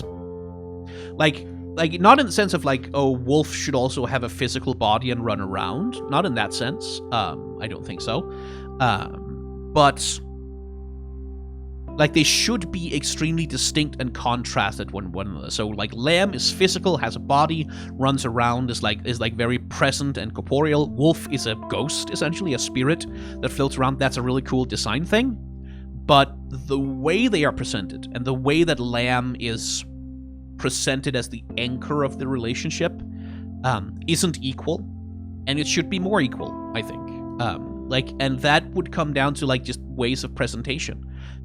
Like ways of changing the animation of the character, especially. Like, Wolf is not an especially animated character in a lot of ways. Like, the design change I would make to him is to give him a body, just not like a material, present, physical, solid body like Lamb, but in the sense of like, his ghostly form manifests legs and a tail, and like manifests the other part of a wolf's body rather than just being a floating head, right? And having them, rather than Lamb being in the center with Wolf orbiting her, having them both be on the ground and kind of orbiting each other, perhaps. Like, change the center of gravity between the characters. But no, yeah, absolutely. Like, that is one of the big problems with Wolf and Lamb, is that they are unequal as characters, and they shouldn't be. Male Jade the Bun Lady. How many games in the Final Fantasy series are you familiar with, both having played and watched playthroughs and so on? Beyond 14 and 16, what are you currently playing on those on your YouTube? Well, I have played I've played and completed every single mainline Final Fantasy game except for 11. And obviously, like, 14 and 16, I haven't completed them yet. But yeah, no, outside of that, every single mainline game. I have mostly missed out on phone games. I haven't played Mystic Quest on the SNES, which is, like, arguably a Final Fantasy game. There's a few spin-offs, like Crystal Chronicles, I never played. Because I never had a GameCube. Yeah, Tactics I've played, all of the Tactics games. What other spin-offs are there? Yeah, like, any of the mobile games, something like Chocobo Racing, like the spin-off standalone game for that, which there used to exist. Haven't really played that, but besides that, pretty much everything in the Final Fantasy series I have played. Are you currently caught up on any weekly or monthly manga? No. I started rereading One Piece from the beginning again, so I haven't actually caught up on the latest chapters. Like, I haven't actually finished Wano in One Piece yet. And am I watching anything from the current anime season? No, I have not had the time or the energy at all, unfortunately. Bruder, did you find anything amazing recently that you want to recommend to people? No, but get back to me in about a week, and maybe I will have something to recommend, is what I'll say to that. Abyss Runner. Hey, Sky, in this first paragraph isn't the question related to the question. Okay, so we're skipping that one. The question, how do you feel about Emporio Ivankov? Eiichiro Oda has always drawn cross-dressed men and women across the series, usually as a one-off gag, so the payoff to cheesy and sometimes not well-aged punchlines. However, Ivankov was different. He's dressed like a Tim Curry's Frankenfurter-esque outfit. He is confident, flamboyant, and obviously queer. When going through Impel Down for the first time around, how did New Kamaland and Emporio Ivankov come off to you? I don't remember, because that was... Was that 20 years ago? Like, when the fuck was Impel Down? Like, that's 15 years ago or something. So I don't remember what my first impression was. I have written a longer post about this on my Tumblr, my shitposting Tumblr. I might put a link to that in the description. But One Piece as a series, and Eiichiro Oda is a series, and he's a writer who I believe 100% is a queer ally. Like, I believe that this man believes in his heart, and I believe that One Piece thinks and is predicated on the idea that queerness is good. That having queer people in the world is good, that they make the world better, that queerness is on the side of freedom in the fight against oppression, that it is necessary, and that it is a wonderful thing that, like, enriches and enhances the quality of life for everyone. Right? That's part one. Part two is the new Kama, and everything about the Kama is based on the Okama stereotype, which is a complicated thing in Japanese culture. It's like one of the very old queer stereotypes in Japanese culture. There's a lot of, like, because of that, there's a lot of complexities about it, like how it relates to drag culture, how it relates to performance culture, how it relates to queer history over there. But one of the fundamental things about the Okama stereotype is that it is an offensive stereotype. Right, like, it is specifically an insulting, offensive, degrading stereotype that was applied to queer people in order to hurt them. That is what it is. Like, one of, like in many other places in the world, in Japanese cultural history, they conflated for a long time homosexuality with pedophilia, and they conflated transness, trans femininity specifically, with homosexuality and with pedophilia. And one of the old famous Okama stereotypes was a gay man who was constantly attempting to prey on teenage boys and, like, failing in comedic ways, right? Like, that is very much part of the Okama stereotype, is that there's this predatory, dangerous queer who's also kind of sad and pathetic because, oh, look at that man in a dress who thinks he's a woman. Ha ha ha. Look at his 5 o'clock shadow and his big ugly man face. Oh, he thinks he's feminine. He thinks he has the heart of a maiden. Oh, how ridiculous. I must laugh.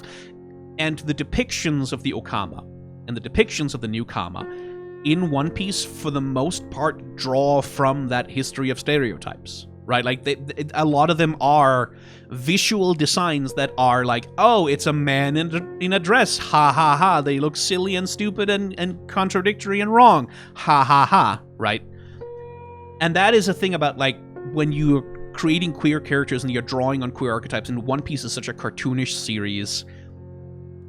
I guess that was the well that he drew from in order to create something that was like readable or whatever. And again, the Okama stereotype and like exactly how One Piece represents queerness and all that, that's a complicated conversation that is for Japanese people to have and not for me to dictate to anyone. And they are having those conversations, and I've been trying to find good sources on it, but it's really hard to find anything that's translated. So it is more complicated than just being like shitty and transphobic, but being shitty and transphobic is a part of where those character designs come from. Right, like part of their DNA is shitty and transphobic. And one of the problems that One Piece has is that it has this very explicit text that says queerness is good, the existence of queer people is good, like the queer people are an ally in the fight for liberation and freedom, but then also, they only exist in this one faction of people. For like most of One Piece's runtime, the only existence of queer people that has been explicit is the Okama, this faction of gays, like this queer faction of queer people where the queers are, who are visibly based on some really offensive stereotypes. And like, Sanji's fucking training arc during the time skip where he's running away from a bunch of men in dresses, like visually speaking, that's how they're drawn, as men in dresses who are trying to force-femme him, who are trying to forcibly recruit him into cross-dressing and their lifestyle, is like, I know he didn't mean it like that, but oh my god, Oda!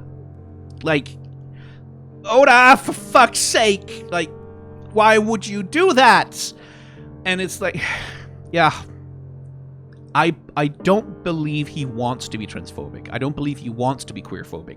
I don't believe he wants to be any kind of bigoted. I believe he wants very badly to argue explicitly against all forms of anti-queer bigotry. But he's also a man of his time and a man of his culture. And yeah, like, ugh.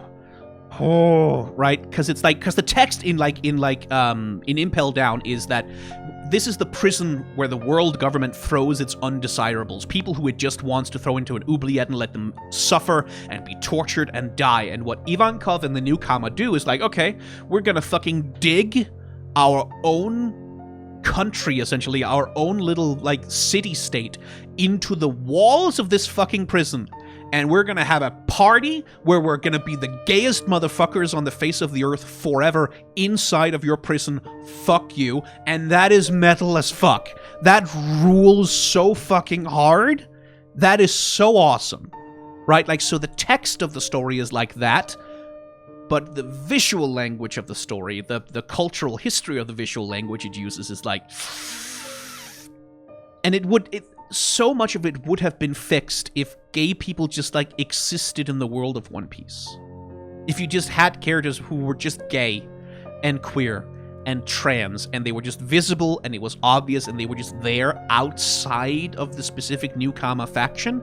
Or if you had sections that showed explicitly that the world government oppresses queerness, and so the only expressions of queerness that you ever get to see, the only people who have the option to even present openly, are people who are revolutionaries in, like, radical conflict with the government, right? Like, if any of those things had been done, it would hit a lot less hard, but because Ivankov and the newcomer, for 15 years, pretty much, were the only representations of queerness in the story, were the only representations of what queerness is and what it looks like, and what the people who are queer look like, and what they want, and how they feel, and how their stories are, because it was the only thing because there wasn't a gay character on the crew or a trans character on the Straw Hat crew, because the rest of the story never dealt with queerness in any way, like in any explicit way, I should say, because they became the only visible representation of queerness. It's like, and like, I know this for a fact because I mentioned very briefly that Sanji's training arc is kinda transphobic in my video about Captain Kuro, and you don't want to know how many transphobic comments from One Piece air quotes fans I got for that.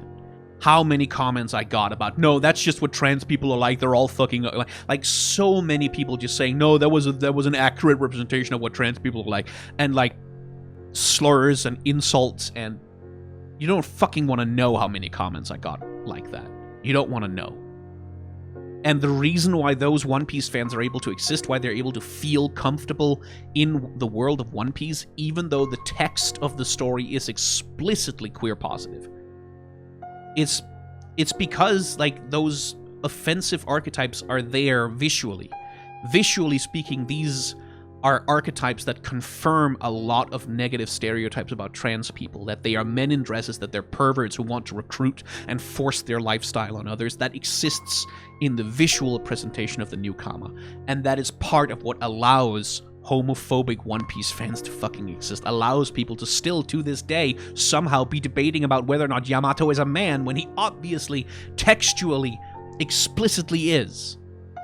Because, and this is borrowing a quote from Lindsay Ellis, like, framing and aesthetics supersede the literal text of a piece of media always, always, always. It doesn't matter how queer positive the explicit text of the story is, if the visual language of the story, if the aesthetics and the framing of the story supports or allows for the a perception or a confirmation of negative stereotypes, it allows for bigotry to keep claiming the world of One Piece for their side, right? And that is not a problem that's unique to One Piece at all. This is a fundamental problem with a hell of a lot of queer media, and it's not a problem I think can even be solved. Like, it's not something I think Oda's like, oh, how he should have thought of that and dealt with it. It's like, it's one of those fucking intractable, almost impossible problems to deal with when it comes to culture and media literacy. But it is there, and it is a thing that is worth discussing in the context of One Piece. Red Lemon, will you be doing the cover stories for the best panels in One Piece? If so, and how? Will they be counted as panels of the chapters? And no, the best panels of One Piece will not, never include the cover stories. Never. Because they are not comic panels, they are tableaus, essentially. Like, they are a different genre of thing. They are not comic panels, they are, like, they're illustrations, like, they're individual illustrations of stories, and I have thoughts about how to cover them, how to do shorts about them, because I think there's a lot of stuff there to talk about, like, in terms of how Oda composes his imagery, the way he handles the storytelling, like, by telling a lot of story with very few images. Like, there's a lot of stuff there to go over, but not within the remit of the best panels of One Piece, because they aren't comic panels, and so they don't count for that purpose. Zcar. Good morning, Mr. Skypen. Have you heard, played, or watched anything about regarding Remnant 2? No. I don't know what that is, and so any question about it, I'm afraid I can't answer. Sorry.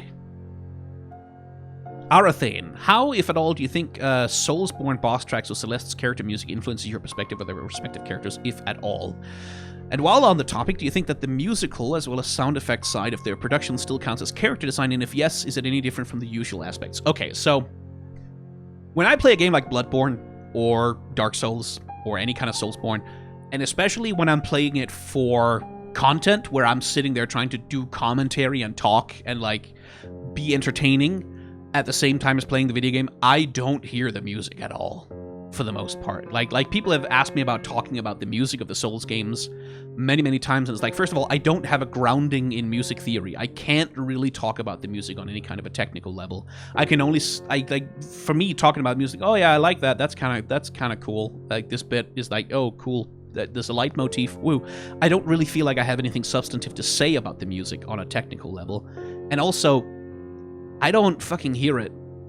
Like, outside of exceptional cases like Gwyn with pling, pling, plong, right? Like, this very obvious change of pace.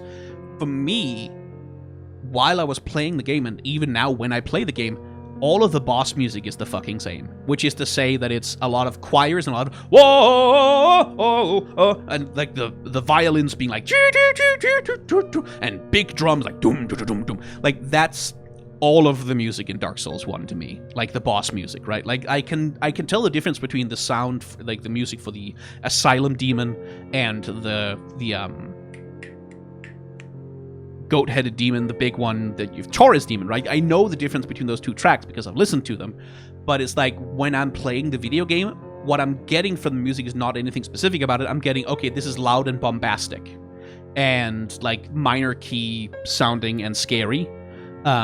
That's what I'm getting, and that it informs my understanding of the character emotionally, because like sometimes you get a boss fight like Gwyn, you get a boss fight like Pinwheel, where the music is very noticeably a very different quality and character than it is in the rest of the game, and that definitely makes me feel different. Like, that definitely makes me feel like, oh, okay, like that informs me emotionally in how I understand how the game wants to present the fight, right? Like, when you go into Gwyn, the final boss of the game, and the music is this sad, mournful, flowing piano piece that sort of just la da da da da da da da da da da da, like, that sort of just flows and glides in that way. Yeah, that obviously informs how I see the character, but just because it's mostly that I pick up on the emotional vibes that the story is trying to give off, right? Like, the music in Maria's boss fight, Lady Maria in Bloodborne, is great, but while I was playing the game, while I was fighting her,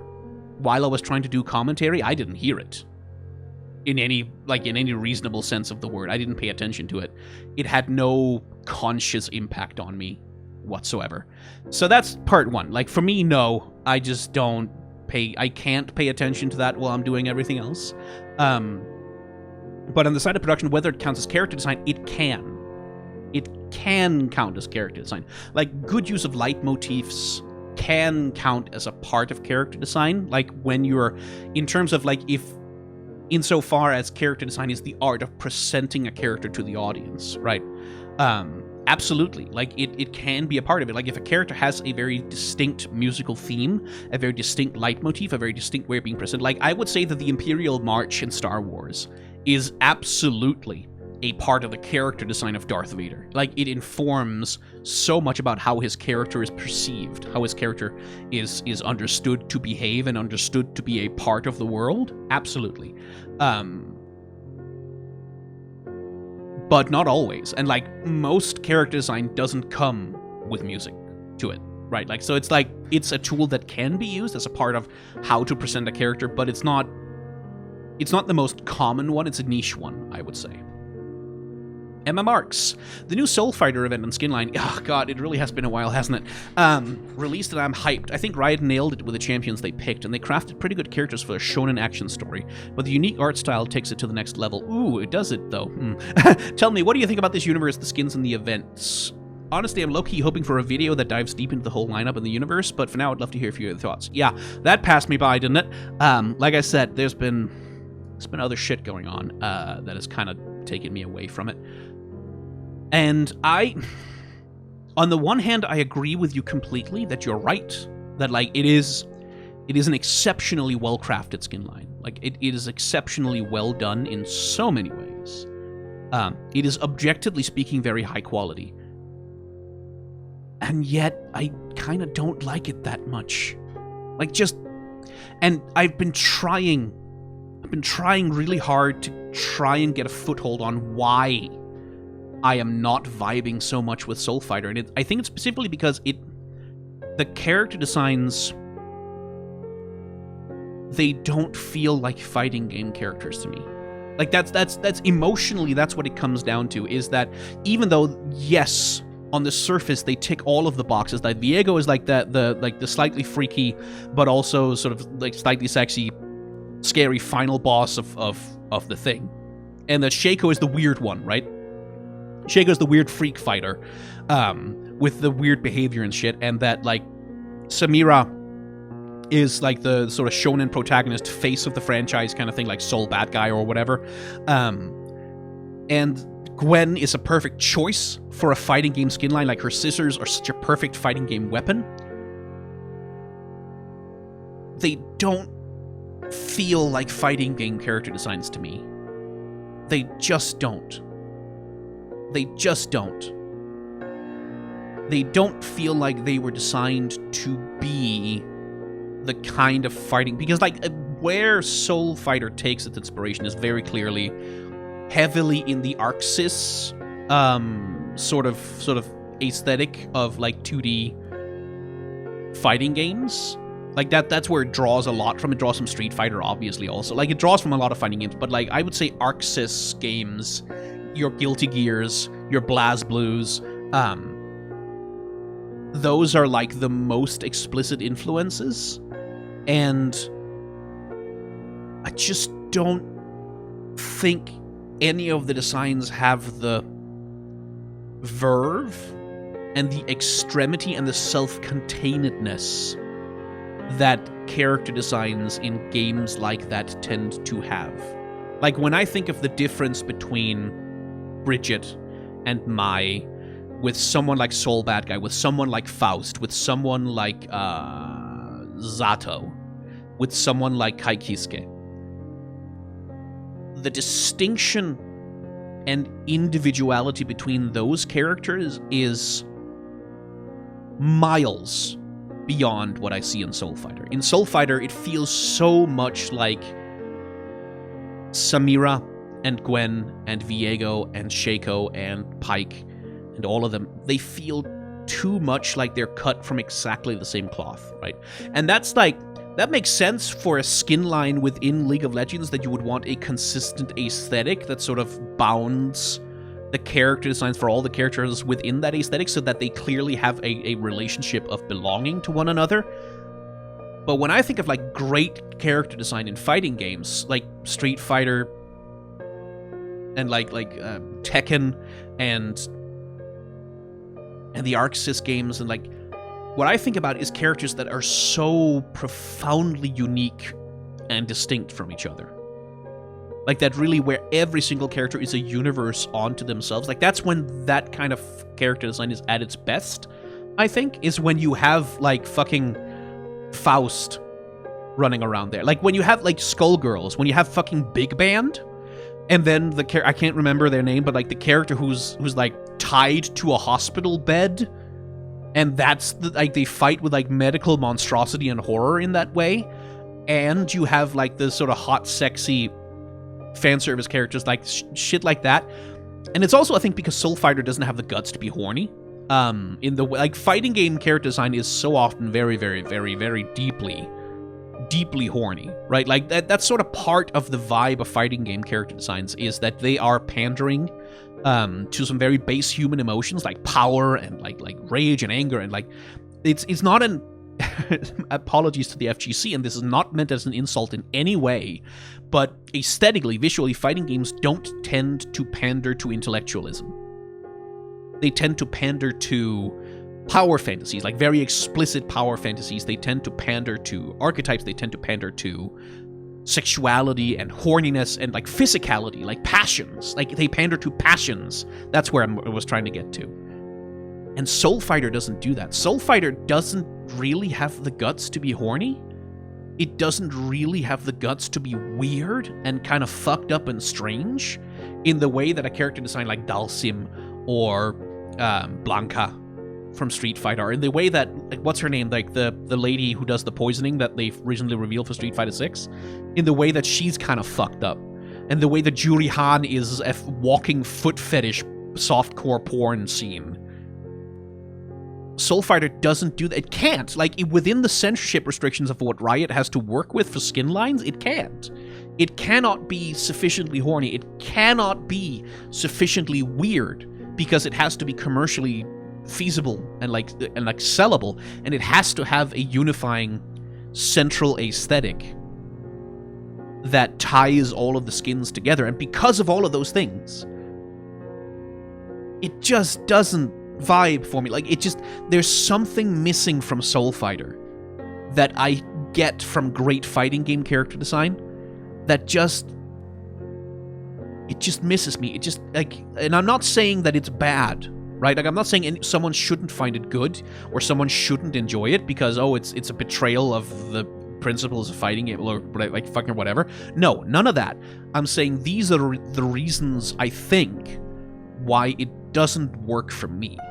Why I just don't resonate with it. Like, because on a fundamental emotional level, I feel like it is failing to do the thing it promised. It is failing to be good, cool, interesting fighting game character design for me. Torpedo Pickle, got any non-fiction books or texts you'd recommend in general? Yeah, a few. Jonathan Clements is a historian who writes, like, pop history. Like I'd say pop history. He does do serious scholarship, but he writes what I would call publicly accessible history books. He's written one about the history of the samurai, which I think is very good. Like, it's not a comprehensive history of Japan, or a fully comprehensive history of the samurai in general, but like as a historical overview, as a tool to begin to understand the history of the samurai, it's pretty fucking fantastic. And the language that it's written in is really good and accessible.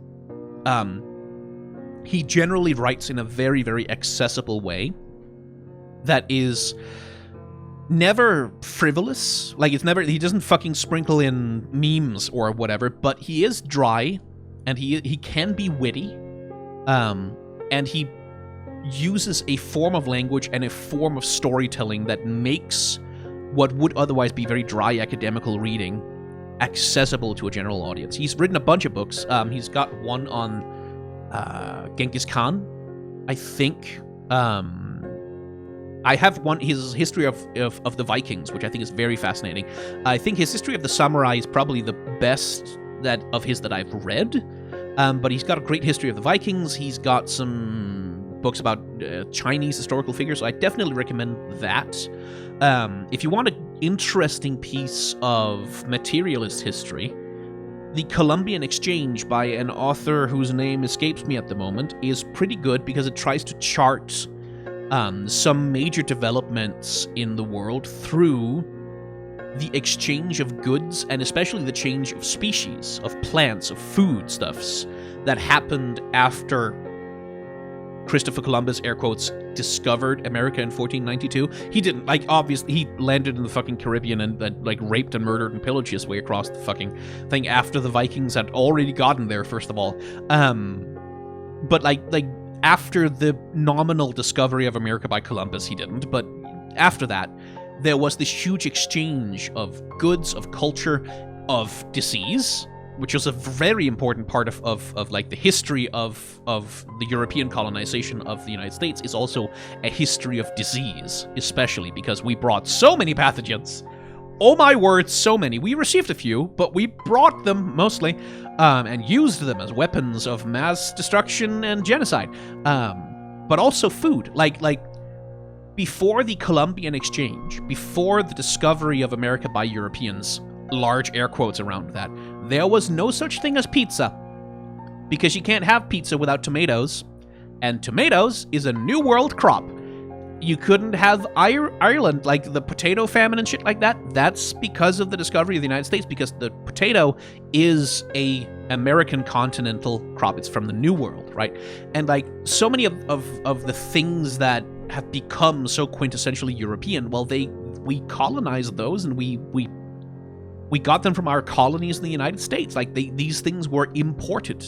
They are the products of colonization. Like, so the Columbian Exchange is an attempt to chart some of that history, like to sort of lay out the ways in which this exchange of goods and species shaped world history and European history, in particular, and shapes our modern world today.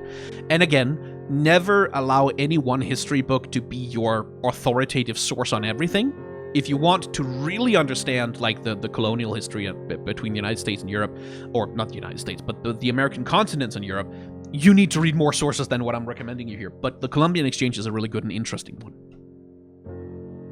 Mirrors. No idea what I want to ask, especially since my usual question is on the heavy side. I'll leave you with 2 recommendations instead. Deep Rock Galactic, March Comes In Like a Lion. Have you played or watched these at all? I've watched my friends play Deep Rock Galactic. It seems fun. I am not familiar with March Comes In Like a Lion. So that's my response to that. Salaman, which media did you get to the point of after many years of it being introduced to you? Or many years after it being introduced to you? For me, it was The Lord of the Rings and how love can shape people. Fuck, yes, I actually know the answer to the question. Wrestling. That bastard, that son of a bitch, that son of a bitch eye patch wolf, for so many years, I was like, wrestling, nah, it's not for me. It's like play acting, weird fights in a ring with like, it's kind of juvenile. I don't get it. It's not for me. And then fucking eye patch wolf goes and makes this fucking video about fucking Roman fucking Reigns. Fuck. And I was watching that video like, oh, wrestling. I mean, I'm not interested in wrestling, but I like eye patch wolf. Sure, I'll give it a shot. Why not? And then about halfway through, I was like, oh no, fuck. I'm starting to get it. I'm starting to understand. I'm starting to get why people are invested in this. And why they care about these fucking weirdos in spandex throwing chairs at each other in a ring owned by a Vince McMahon. God damn it. Shit. And now, because of the way he told the stories, because of the way he communicated it, now I fucking get it. And I hate that. Because, first of all, I don't have time to get into wrestling. I physically cannot attempt to get into wrestling now. But now I also feel like I'm missing out. Bastard. I have beef with you, eye patch wolf. You did this to me. Wrestling. I get it now. Fuck. Varia, the goblin villain. Any podcast recommendations? Everyone else asks a lot about other media variations, but I got curious if you're listening to them, and if yes, to which. Oh boy, do I have podcast recommendations. Do I have podcast recommendations for you? Oh, you have activated my trap card, my friend. Well, There's Your Problem it's a podcast about engineering disasters from a very leftist, like sort of anarchist, communist perspective, hosted by 2 weird Americans. A funny trans woman from Britain, which is it's an absolute delight. From there, of course, Kill James Bond, which is a podcast hosted by 3 trans people about why James Bond should die. But specifically, it's a movie podcast where they talk about and discuss they've gone through all the James Bond movies and killed him in every single one of them.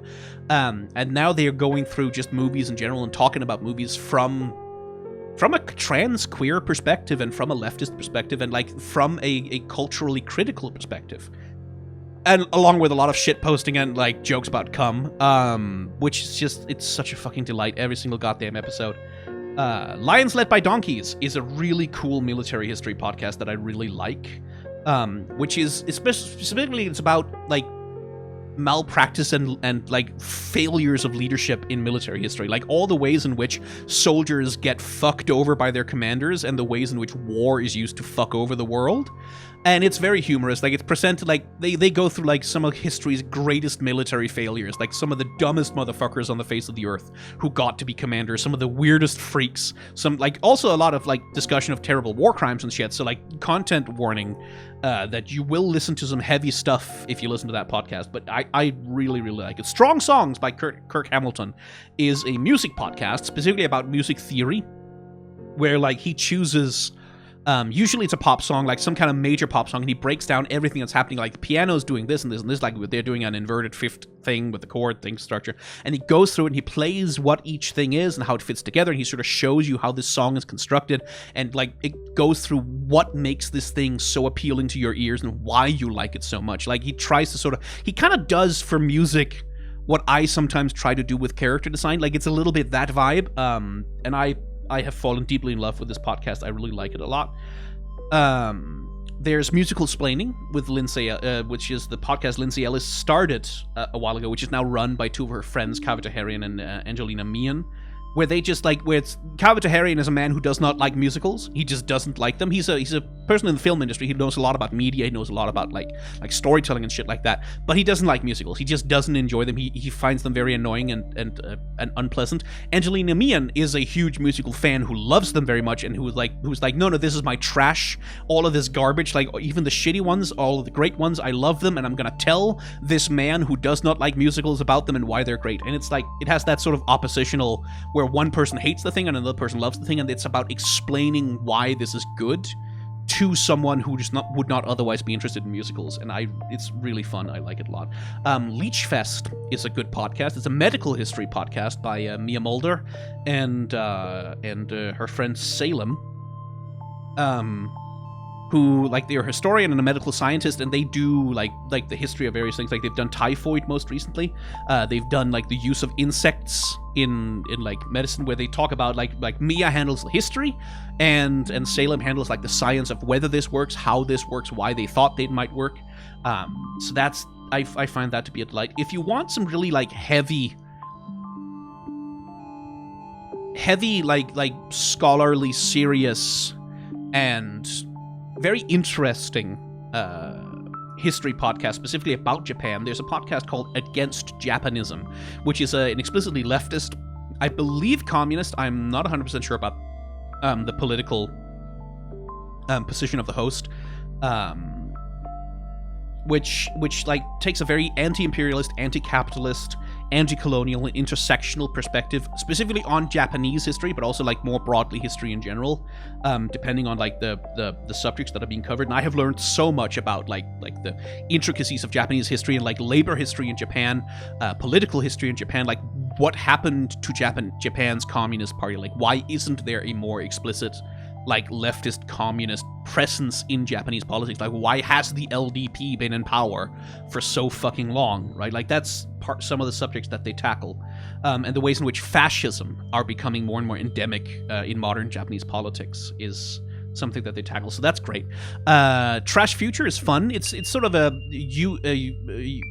United Kingdom focused politics podcast, but they also like the regular format is that one of the hosts, Riley, finds a shitty, stupid startup, like a really just garbage, dumb, like this is Uber for cats, like that shit, right? Like the dumbest crypto startups, like the most idiotic, privacy invasive, like shitty, terrible tech startups, and they just kind of riff on that and make fun of it for half of the episode.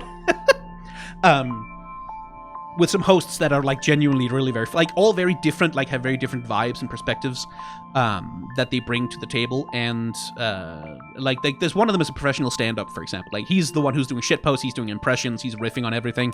One of them is like a sort of more serious mind. It comes from a journalistic standpoint, but they're all a fucking bunch of lefties, and like they do like slightly edgy humor sometimes. Like it's not always, you know, it's not always safe for work in that sense.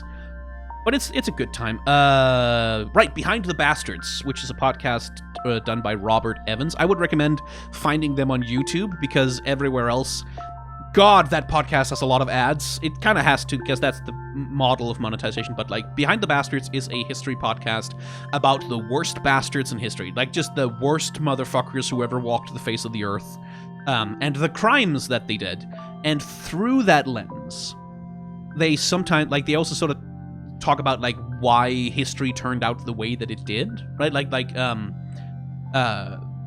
podcast about, like, they're currently doing a series on G. Gordon Liddy, who was one of the central people implicated in the Watergate scandal, and they dive really deep into just what a weird fucking freak that man. Like, and I say this not just because he was like a far right American like political operative, but because like this is a man who just could not resist comparing everything to the SS.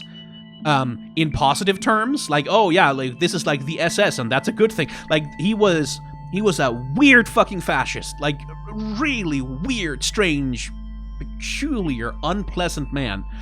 They've done cult leaders of all kinds like that. I have fallen in deep with Behind the Bastards. I've had a lot of good time and terrible time. Like, it's also a podcast that like tackles real, like, the horrors of his, like the deepest horrors of history. They've done some podcasts like specifically tackling Japanese war crimes, and they are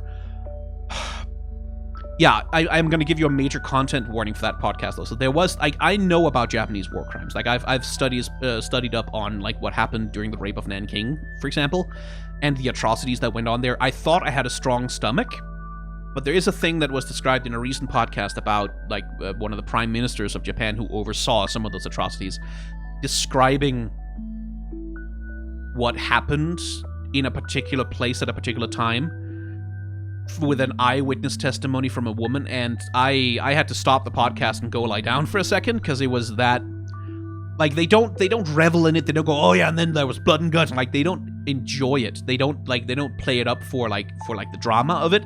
They say it very clinically and very matter-of-factly, because you have, for the benefit of, you need to know that these things happened, and that they happened in real terms. It's not abstract. These are actual real things that happened. They don't revel in it. They don't have fun with it. They don't particularly enjoy it. Like, they laugh a lot to sort of ease the tension of it, because at some point that's all you can fucking do. But the podcast has a lot of empathy. It has a lot of care. It takes care not to ever victim shame. It takes care not to ever blame victims for what happened to them. But it also has descriptions of, like, truly some of the worst things that have ever happened in human history. It's a lot of fun, and it's interesting a lot of the time. Some things that are far enough in the past and removed enough in history you can kind of laugh about without feeling too bad, but it also has some, like, don't listen to it if you are faint-hearted, if you get easily sort of burnt out and depressed by the, like, nature of humanity and stuff like that, but I enjoy it. Anyway, Torpedo Pickle. I'm going to start living on my own as soon as I start college soon. Do you have any words of advice for helping me not to die? Ask for help. I think that's the big one, is ask for help. If you've never lived on your own, there's a million things you do not know how to do. And you're going to feel like, I should know how to do this, but you don't know how to do it. And when you don't know how to do it, ask for help. And I'm saying specifically ask for help, not just Google it. Ask for help. Ask, like, I don't know what kind of relationship you have with, like, your parents or your family or whatever, but, like, ask your parents about how to do certain kinds of laundry. Ask your parents about how to keep an apartment clean, how to keep a house clean, like, what it takes to do that, because it's work, it's labor, it's a job.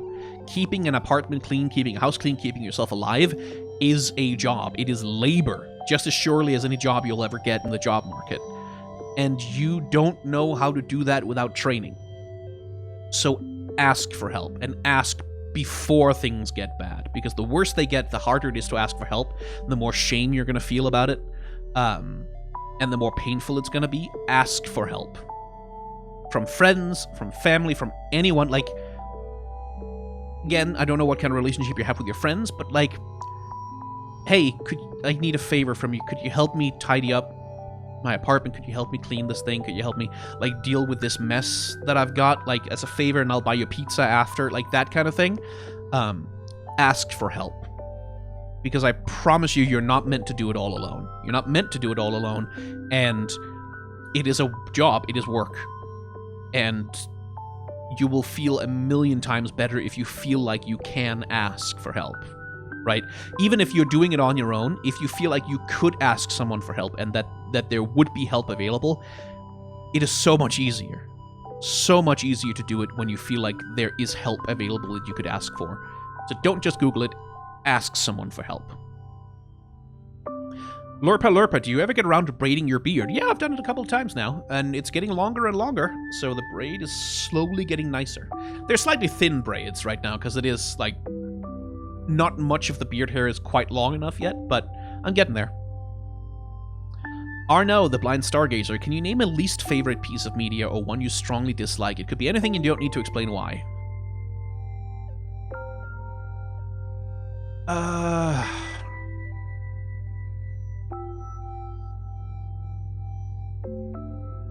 I'm debating between two options here. It's either Bleach or Jujutsu Kaisen, and honestly, very much for the same reasons. Emma Marks, congratulations on convincing Oda to bring back Captain Kuro. Yeah. The One Piece shorts are so fun and insightful. On the flip side, what are some short anime you enjoyed or recommend? Oh, hello. That is a very good question, to which I don't have an answer off the top of my head, because the moment people ask me about things, I blank on what they are. Let me think. Kill la Kill. It's not short, but I would recommend it. Kill la Kill. Grab a season of Mushishi. There's a few of them, but like one core of that is just some of the best cozy, sort of slightly creepy mystery fantasy. It's very, very cozy. Like, nothing about it is ever actually scary or that tense. Pantheon Stocking with Garter Belt. If you want, like, the filthiest, dirtiest, like, edgiest, like self-aware potty humor and, like, porn humor and, like, jokes in the worst possible taste, it's terrible, but it's great. Kurage Hime, or Princess Jellyfish. I absolutely recommend Princess Jellyfish. It's a short anime. It's cute. It's adorable. It's fun. It's great. Skullface Honda is one of my favorite seasonal animes from like a few years back. It has a very, very, very simple animation style. Like, it's really like cardboard cutout animation a lot of the time. Like, it's very flat and hyper stylized, but it's so fun. It's so cute. It has such a great visual conceit, the way that the characters are constructed, and it's about a guy who's like a bookseller, like literally just a normal guy who works in a bookshop in Japan, and like the weird customers he encounters, and like the strangeness of working in that particular industry, and like the rigors of going through that kind of work life, but with some great visual flair to it, and it's just really fucking funny. Like, it's genuinely really, really fucking funny. So those would be some of my recommendations there. Matrox DX. Hey Skyn, I have a new question for the first time in a bit. I don't know if you saw Charlie Moist Critical's coverage of how IGN somehow was one of the few gaming reviewers that are basically big companies that called out a bunch of other AAA game publishers and some workers for going on Twitter and being mad that Baldur's Gate 3 is too good and put false expectation on other studios. Any thoughts on that? Yeah, I don't watch Moist Critical, so I have no opinion on any part of what he has done or said. But the thing that happened with IGN was a fat load of shit. The person, like, there was not in the wake of Baldur's Gate 3, there was not, and I cannot underline this enough, there was not a bunch of AAA developers freaking out because, oh no, the Baldur's Gate has set the standards too high. That did not happen. That wasn't an actual thing which occurred. A lot of people will insist that, no, totally, I was like a bunch of developers and I people were tweeting about it. Like, no, there wasn't. No, there wasn't. I checked extensively, and there simply is no record of anything like that happened. What happened was one developer, who was an independent developer who didn't work in the AAA games industry, made a thread saying, hey, here are some of the conditions of the AAA industry. Here is why it is unreasonable to expect that Baldur's Gate 3 sets a new standard for game development, because it doesn't, and it can't, and here are the industry conditions and the market conditions that are the reason why Baldur's Gate 3 doesn't set a new standard, right? And what he said very basically was that, like, Baldur's Gate 3 was developed under highly unusual circumstances, with a hell of a lot of extra funding from fans, and an exceptionally long development cycle that simply isn't feasible in most AAA development, certainly not under the corporate model that we've talked about previously in this very podcast. And it was a very calm, very reasoned, very, like, these are the conditions of what's actually happening in the industry, and here's what you can expect kind of Twitter thread. And a few people just took that shit and ran with it, like, aha, AAA developers are afraid and complaining and trying to undermine Baldur's Gate. They tried to turn it into a culture war, like, immediately. They tried to turn it into a culture war between the Baldur's Gate 3 people who are like, aha, we demand better from the games industry, and the lazy, the cowardly AAA developers who just want to steal your money and not work hard on the video games and not fix the bugs in the way that Larian Studios do. And it's like, it was fake. The whole, that whole controversy was bullshit. It was horseshit from start to finish. There was no controversy. There wasn't a bunch of AAA developers getting upset that Baldur's Gate 3 is too good and successful. Fake. Fake, fake, fake, fake, fake. What there was, and I follow a lot of AAA game developers, I have a lot of friends in the AAA game dev industry, they were all so fucking excited for Baldur's Gate 3. They fucking love the success of Baldur's Gate 3. They're so happy that Baldur's Gate 3 is successful, because the success of a game like that is the kind of ammunition that people need in order to pitch more games like Baldur's Gate. Like, Baldur's Gate proved that this is a viable genre in the industry. Cool. That means that maybe there's an off chance that perhaps, possibly, some more games like that could maybe get made in the future. No one was sitting around going, oh no, the higher standard, oh no, like, no one was doing that.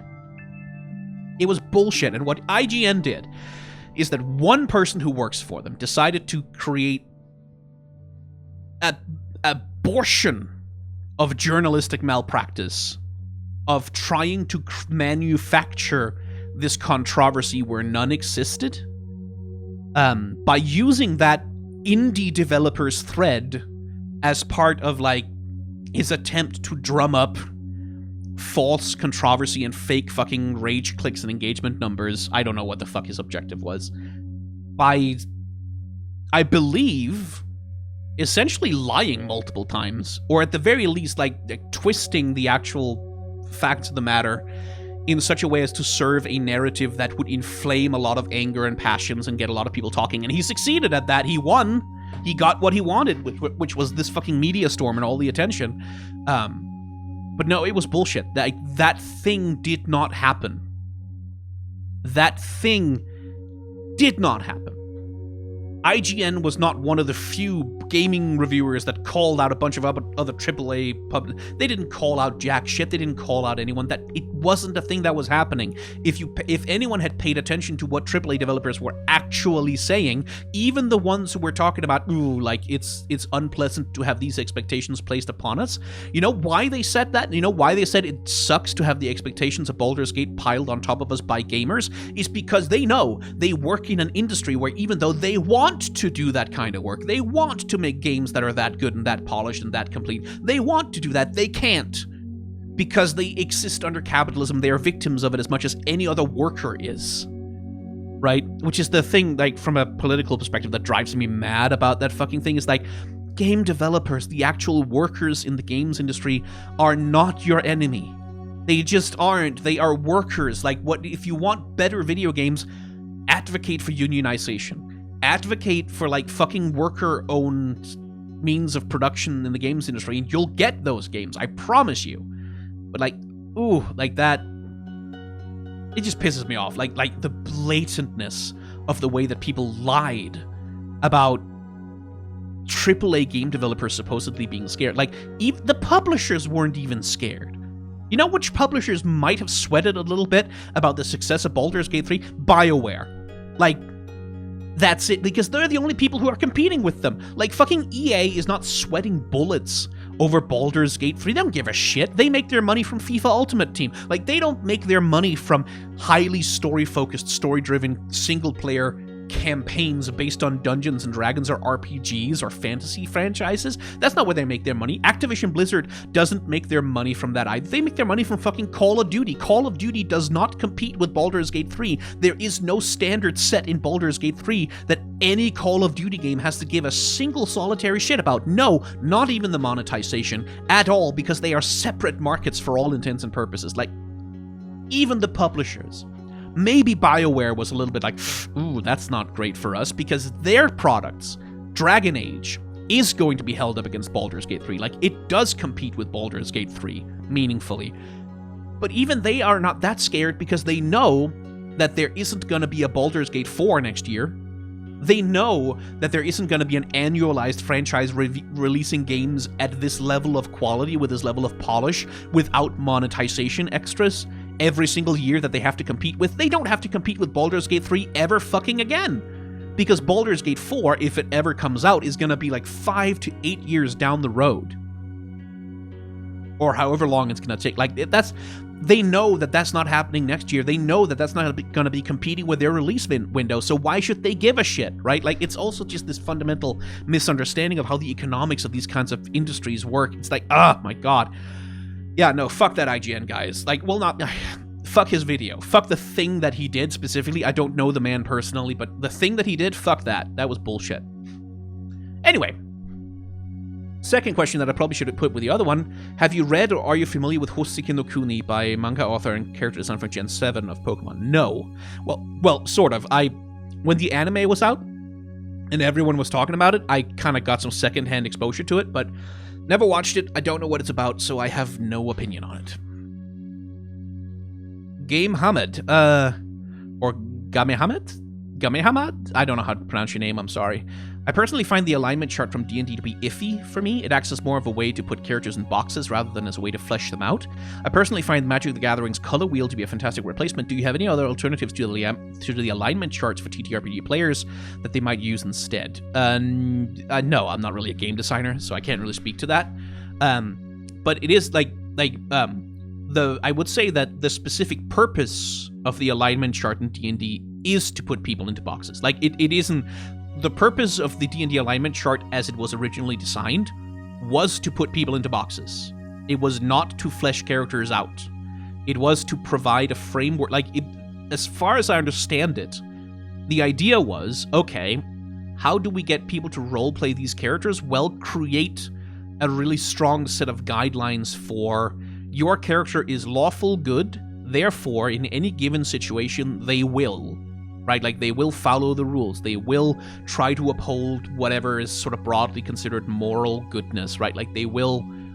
Right, like it's a set of restrictions and limitations that makes it easier to engage with a role-playing system if you don't really know what you're doing. Like if you're not familiar with role-playing, if you don't really know how to play complex characters, you can kind of just fall back to, okay, my character is lawful good, which means that they're going to be a stickler for the rules.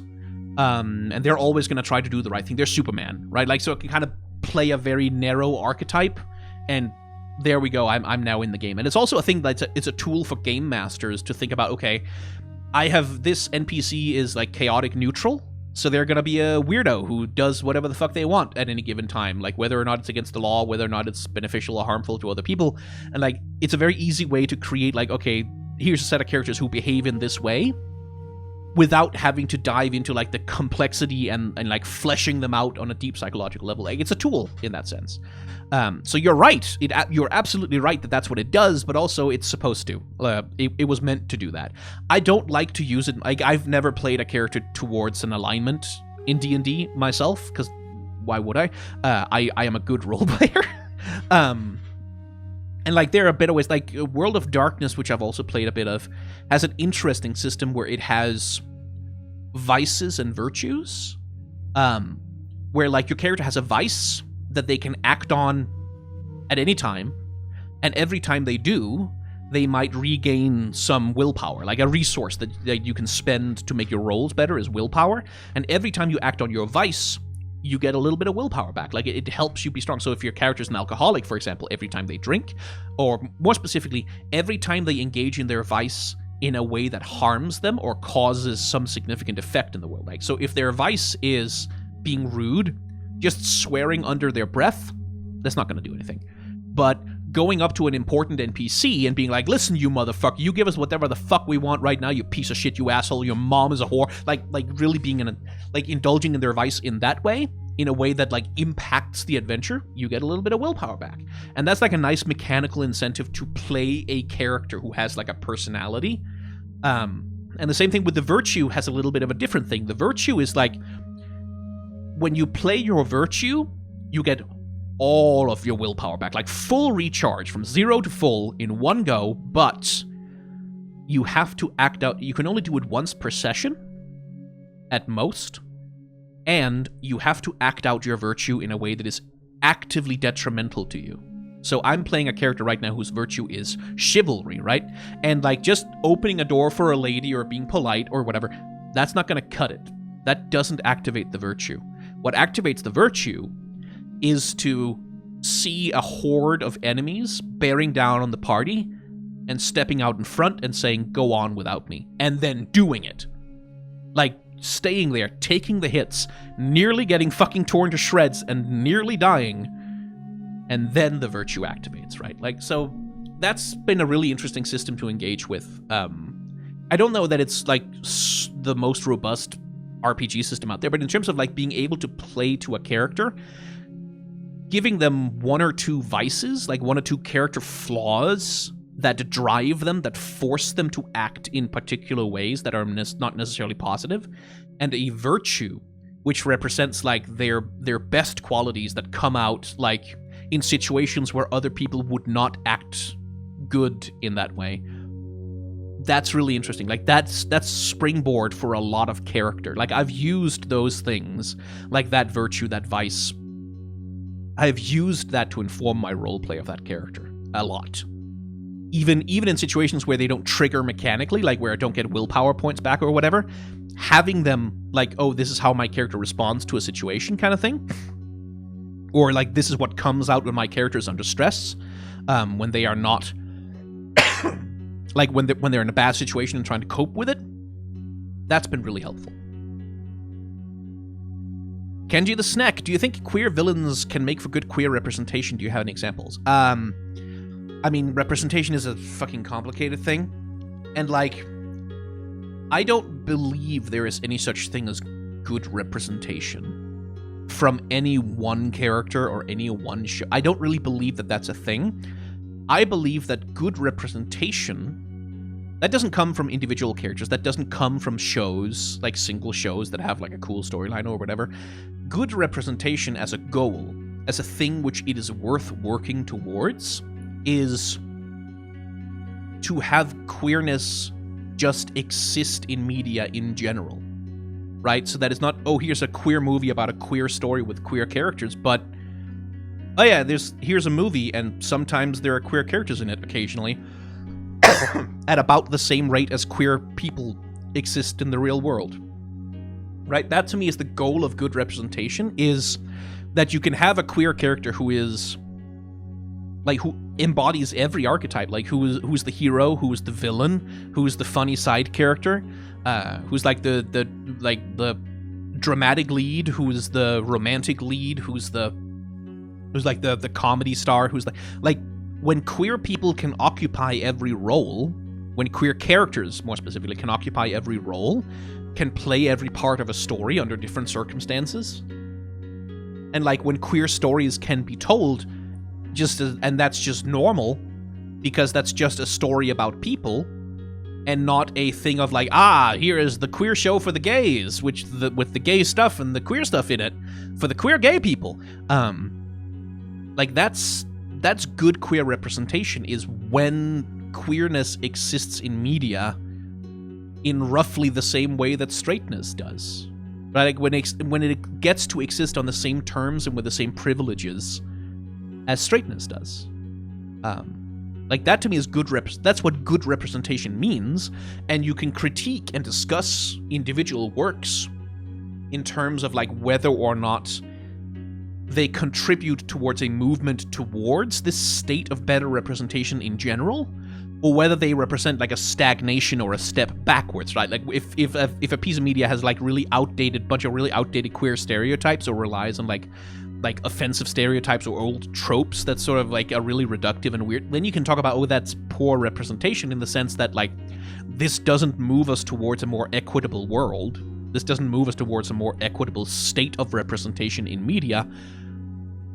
But it's not like having a character who is evil and queer is not bad representation. Having a character who is morally corrupt and queer is not bad representation, because in order for us to have equitable representation in the world of various groups, they all have to be allowed to occupy those roles, right? Like queer villains have to exist, but also queer heroes, and also queer side characters, and also queer romantic leads, and also all of the other things, right?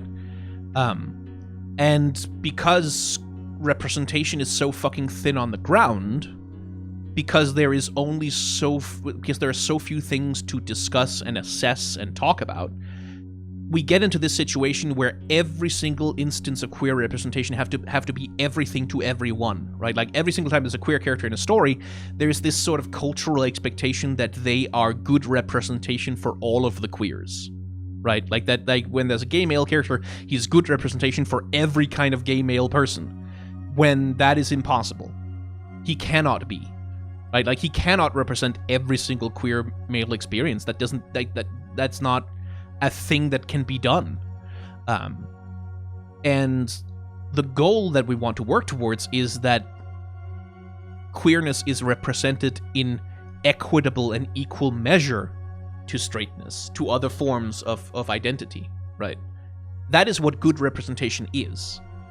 And it's not really about individual characters, right? Because, like, Ursula from The Little Mermaid, right? She was famously based on a drag queen, right?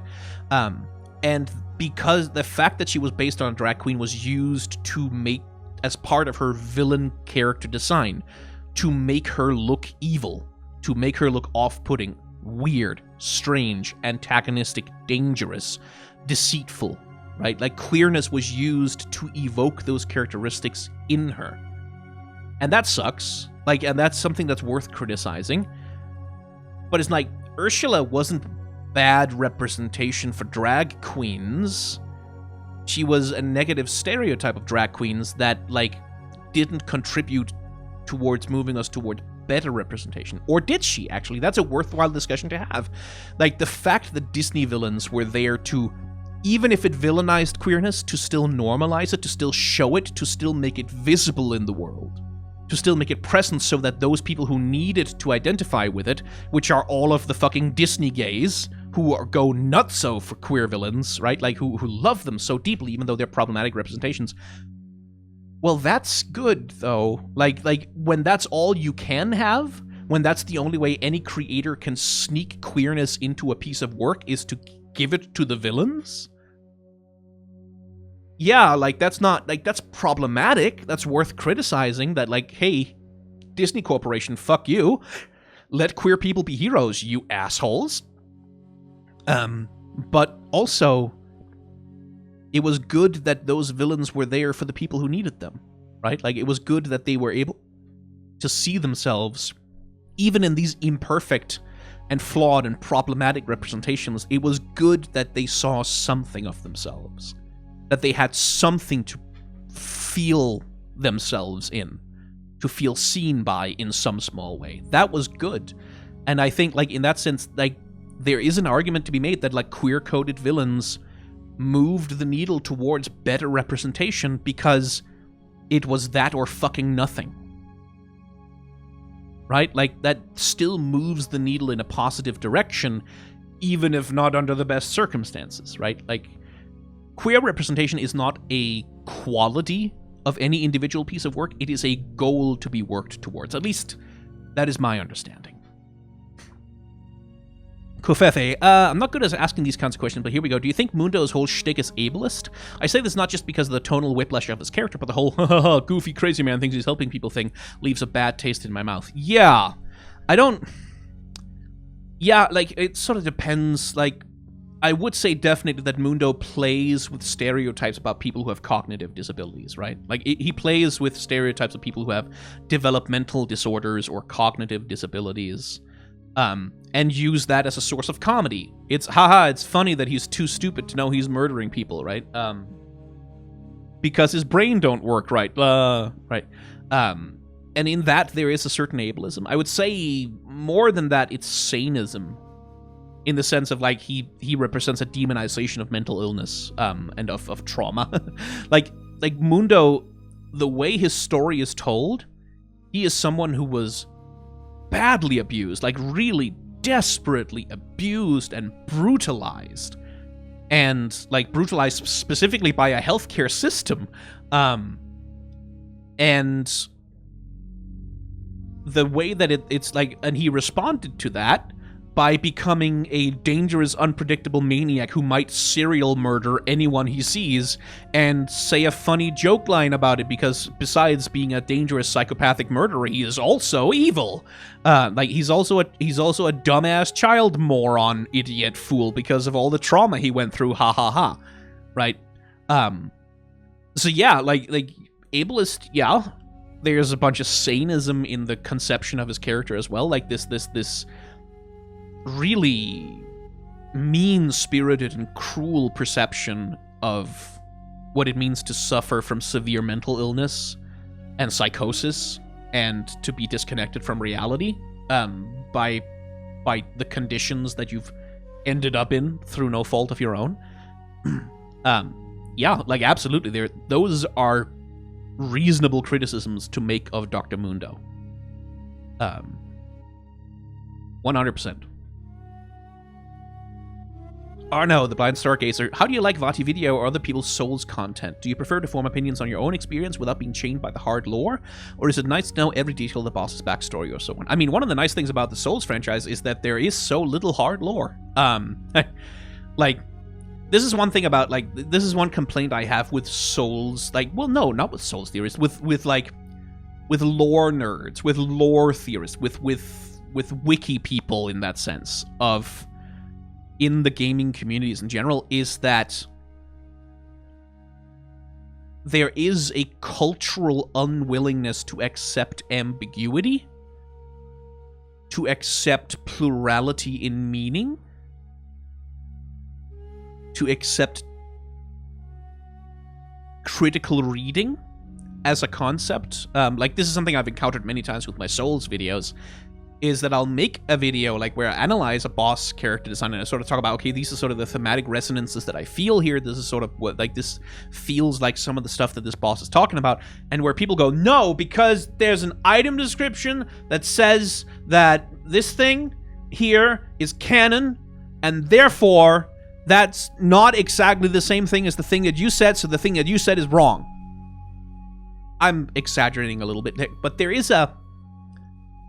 this is not about Vatividia or any specific YouTuber, by the way, but there is, like, in the cultural milieu of lore content creation and, like, being a lore nerd for video games, there is this strain of anti-intellectualism that insists on taking everything at face value and having surface readings of anything possible where available and rejecting any attempts at complication or recontextualization, or indeed, like, this is something you get a lot when you try to do a queer reading of a character in anything ever, any anime, and like any media you want. If you try to do a queer reading of a character, say, hey, this kind of resonates with the idea of queerness or transness, or like, for example, the idea that Zoro in One Piece is trans, which I think is a fantastic headcanon that fits his character really, really well.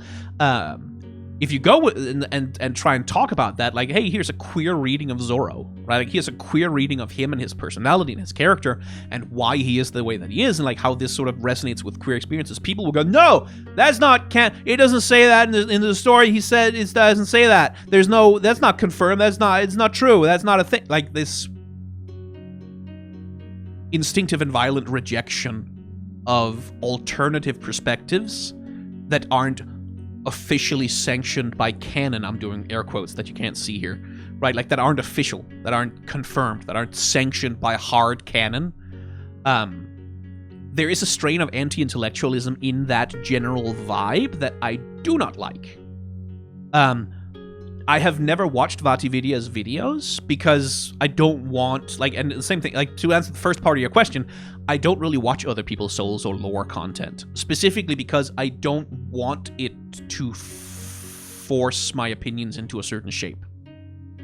I feel like what people come to me for when I make my videos, and also the way that I like to engage with these stories, is that I go in ignorant and blind as much as I can, like, without,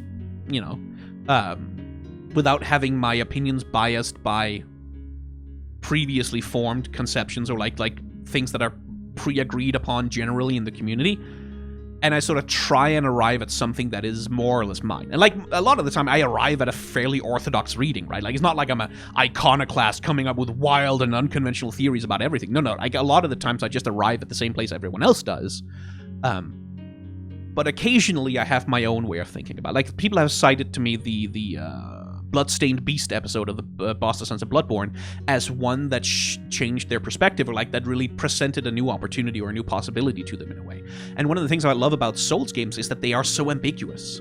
that there is so little hard lore when you get right down to it, that, like, yeah, if you encyclopedically go through every single item description, every single piece of dialogue and cut content, like really piece together every single thing, you can kind of put together a timeline, but even when you do that, it is full of holes. It is full of unanswerable mysteries that you just kind of have to go, that was probably something to do with that.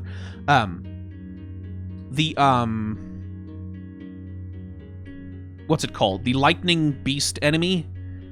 Dark Beast Parl in Bloodborne is a good example of this, is that he's, like, connected maybe to this kingdom that fell, kinda, but I did read the Pale Blood Hunt eventually after being done with Bloodborne as part of the research for the Many Meanings of Bloodborne video.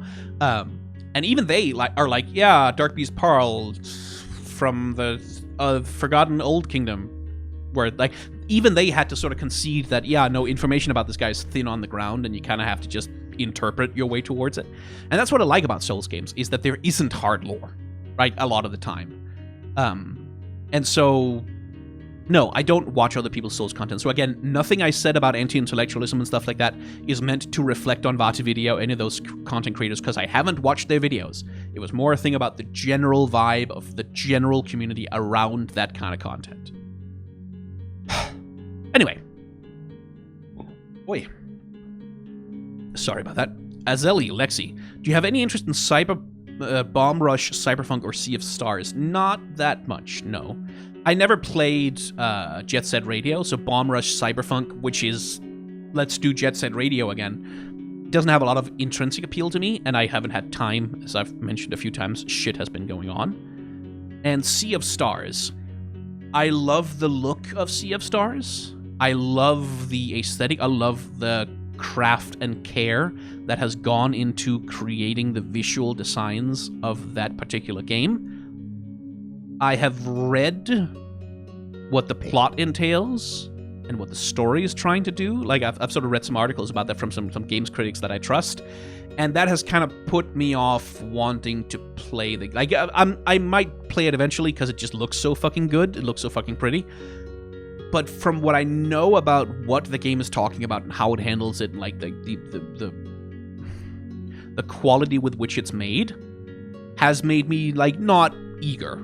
Like, I'm not sort of chomping at the bit. I'm not like, oh no, that sounds gross, or anything anything wrong with it. Just that the vibe I get from what I've read about it is that this is like, For me, specifically, personally, it's gonna be like, Like, it's gonna be a little bit, you know, to play through the story of that. So, yeah. Lablass 2882. Hi, Skyn. How did the garden do this year? Did you get the planter boxes all sorted out? Yes, we did. The planter boxes are all sorted out. They are all set up. They are all very pretty. Well, they're a little dirty now because they've been through a year's worth of rain, or half a year's worth of rain. But the planter boxes are all set up. We've got a little greenhouse out on the patio. We've got like a little stair step thing with like plants on it, with herbs in it, and shit like that. Most of my roommate has been doing most of that, but we planted a whole fuck ton of wildflowers in those planter boxes, and over the summer it was absolutely gorgeous. Gorgeous, gorgeous, gorgeous. There's wild plants and flowers all over the place, like attracting lots of insects and pollinators and stuff. Loved it. That was lovely. Matrox DX. Hey Sky, remember that you mentioned some time ago that you'd never really been drawn to watching Critical Role, both because of the time commitment and the fact that you don't have any particular interest in their live play. But I wanted to ask if you watched some of their shorter form content like Exu or Candle Obscura. Nope. That's the short answer to that. No, because I do, and you're not quite correct there. I do have an interest in watching it because I know that it is good. Right, like I know that it's very compelling. I know that like these are incredibly talented actors and voice actors and creators and players putting a lot of time and effort and money into making something that's really cool. It's just I don't have the time. I just don't. I have too many other things. I do not have the time, nor for their shorter form content. I just don't. Like I've really wanted to get into Dimension 20 also. Like Dimension 20, like I've been really drawn to that actually because I kind of like the vibe there a little bit better. But I don't have the time. I just don't. Blossoming Desire. Hey Sky, I was curious if you ever listened to any Scandinavian folk or classical music. If you do you have a favorite composer or artist? Oops, hang on.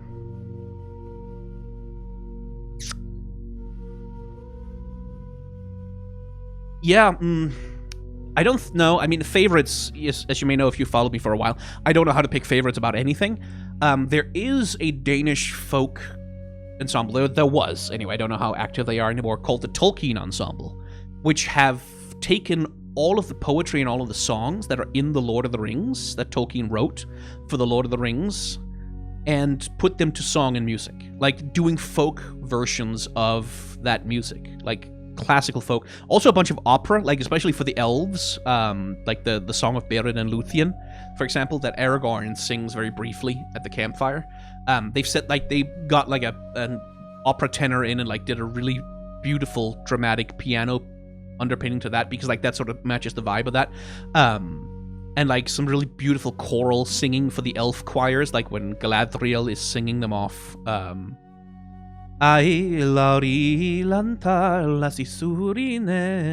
Like, that thing is, like, very gorgeous. And they have done some truly spectacularly beautiful arrangements of some of those songs, and some really nice folky renditions of the various music from the series, like, which is, like, if you've only ever heard, like, the Howard Shore versions from the movies, you should check those out, the Tolkien Ensemble, because they have some fantastic versions of, like, I really like their version of the walking song, like, the road goes ever on and on, down from the door where it began, like that one. Well, no, how is it in the movie? The road goes ever on and on, down from the door. I think that's how Gandalf sings it. The Tolkien Ensemble has a different version of it that's much more mournful, that's much more quiet and sort of reflective, because it's a song about journeys and the end of journeys, right? So, like, I fully recommend those. Those are great. Lurper, is it true that Scandinavians mostly speak English to each other because they find the other languages borderline incomprehensible? No. Scandinavians speak English to everybody, including their own countrymen, all the time, because sometimes that's just easier. Because sometimes there's a word in English that you know that you don't know in Danish, and you might as well just say it in English then.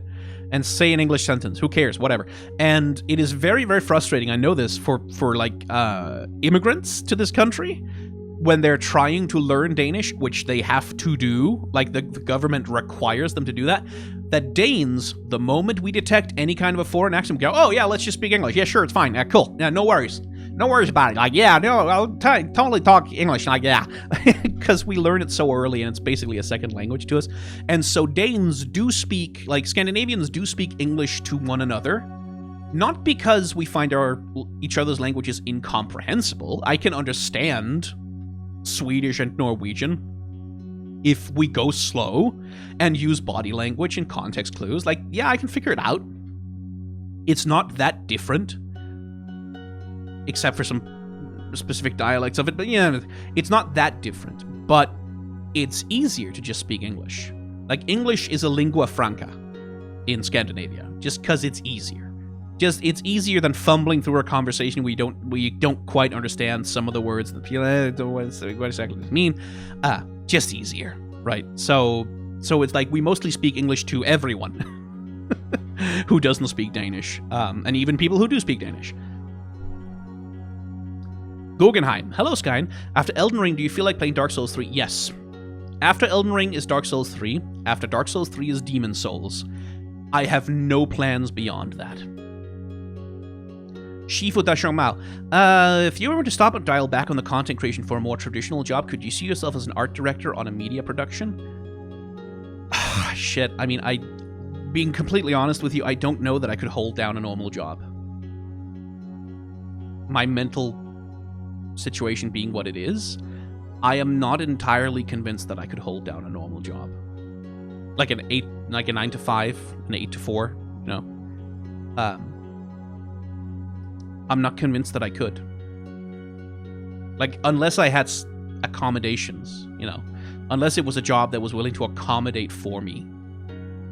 I don't know that I really could. Like, that's part of the reason why, like, people say, oh, Riot should hire you to do... Like, no, first of all, they have people at Riot who can do, like, criticism and like constructive criticism and stuff every bit as well as I do, and better, in fact. Like, none of what I say is like a surprise to people at Right Away. Go, oh my god, we never thought of that. The reason why things come out the way they do isn't necessarily because they didn't think of the same stuff that I did. It's like there's other factors at play. Like, there are many stakeholders, there are many people with different desires and different needs and different wants, and like there's the incentives from the market and from the company. Like, it's very, very rarely do things turn out the way they do because of sheer incompetence. Like, there's usually other factors in there. Apart from a few things I could name, but I won't, because that would be kind of mean of me. But, like, yeah, like, maybe, like, if it could accommodate, like, I could, if you're asking if I could do the work, yes.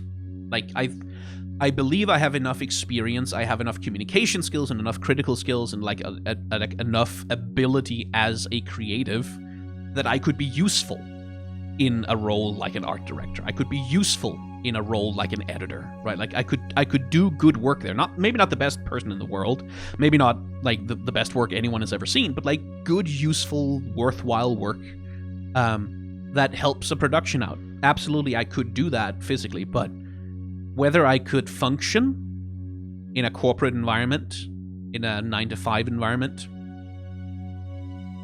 I genuinely don't know. Lurper, why don't you appear in camera anymore? Because I don't fucking wanna. It's like, that's really like 99% of the reason is, if I were to appear in camera, I would need a decent camera, first of all. Those things are fucking expensive. I would need lighting. Like, decent lighting. I like most YouTubers, I just do colored lights in the background because that's a very easy way to do, like, nice looking lighting on a scene. And I would need a backdrop of some kind. I would, like, which means either that I need to fucking tidy up this trash fire of an office that I have. It's not that bad, but, you know, I would need to tidy up my office a lot more. I'd need to keep my background clear. It takes up a lot of space to have that. Like, if I wanted, like, a filming space with the lights set up and, like, with the camera, and it would make it hard. Like, it's much easier for me to produce a video when I can write a script, speak it into a microphone, and then go to edit it with footage and stuff in Premiere Pro, rather than writing a script, speaking it into camera, exporting the footage from the camera, like in like raw 4K, whatever format it's processed in, reprocess it down to Premiere Pro, and then start cutting around like that. Oh shit, I flipped the line on this thing over here.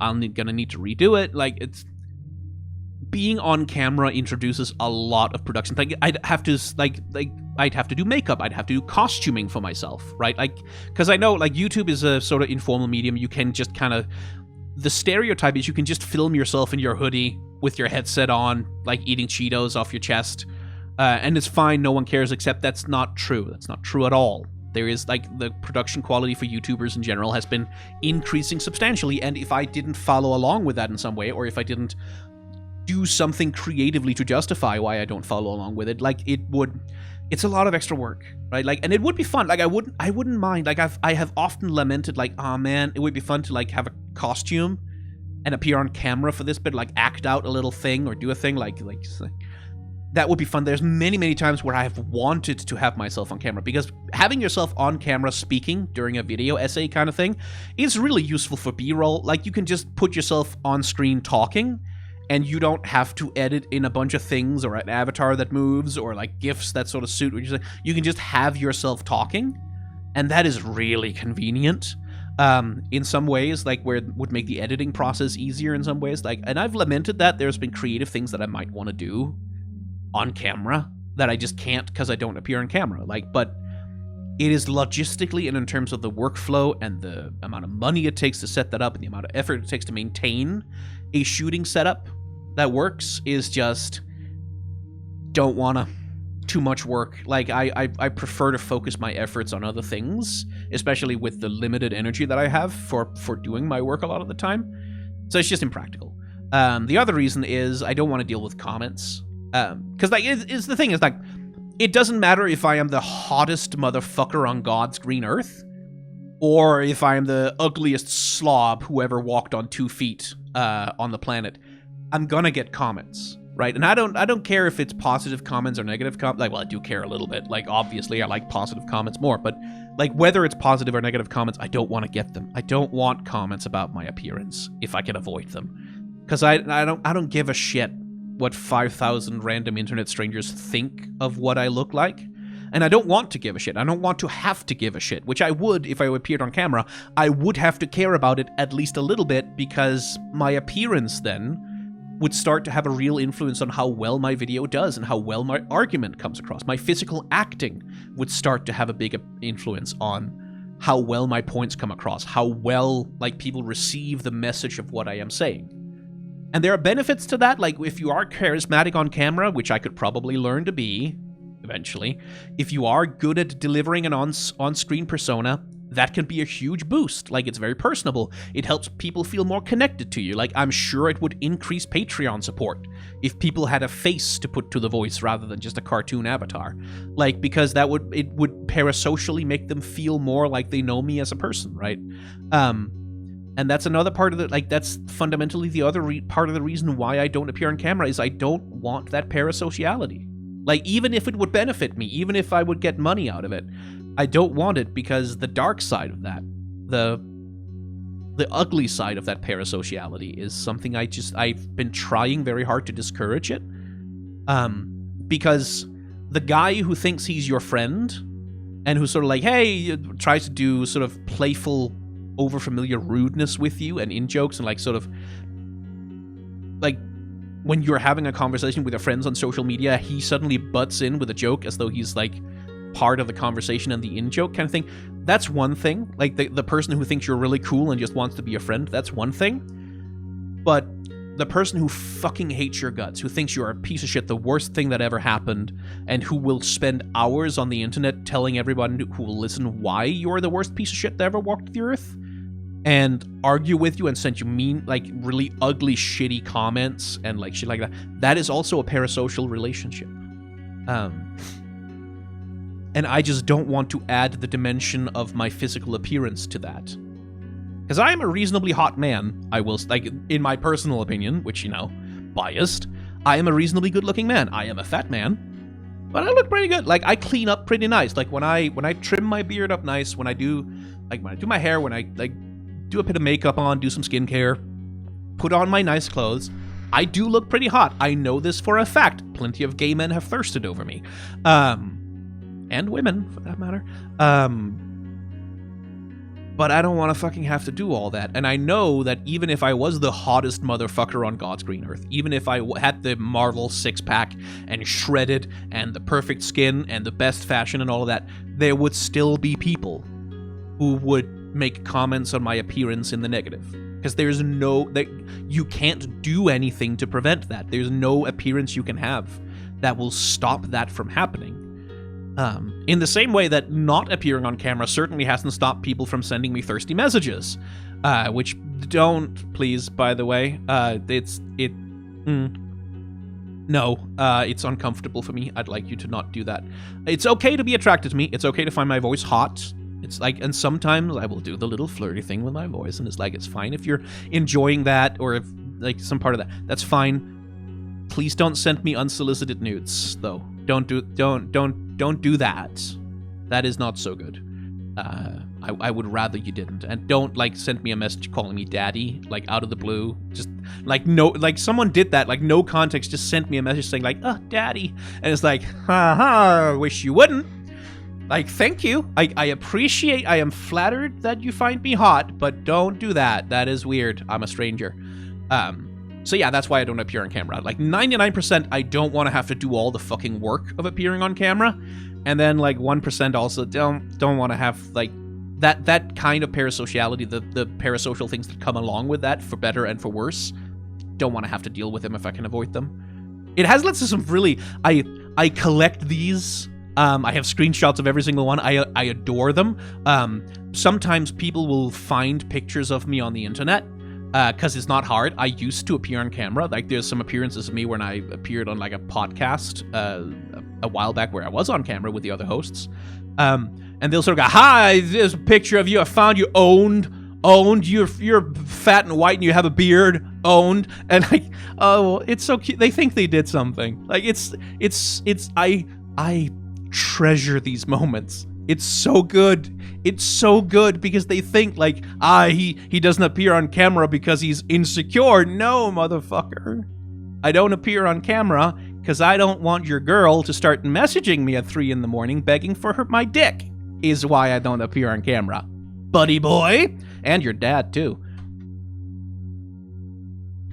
Mirrors. Opinions on ska as a music genre. Not really. I haven't listened to enough ska to have an opinion. I used to listen to Mighty Mighty Boss Tones when I was like a teenager. And that's like been my main exposure to ska. So like, and I don't think from that I have the right to have any kind of more complex opinion on it, except that I like horns. I like horn sections in music. They're fun. Dr. Slappy Chains, PhD. Sky, would you ever be interested in an Alice Madness Returns playthrough? It's an absolute gem from a Shanghai game studio, Spicy Horse, with a super unique outside-in view on surrealism, Alice in Wonderland.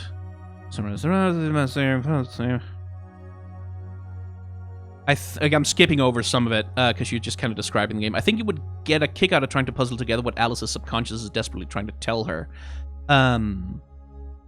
I mean, I've been interested in the Alice franchise, like the American McGee's Alice franchise. I've been interested in it. It has a cool aesthetic. I remember being fascinated by it back when the very first game came out, like, and I saw the ads for it, and I was like, oh shit, that looks really cool, but I never got around to playing it.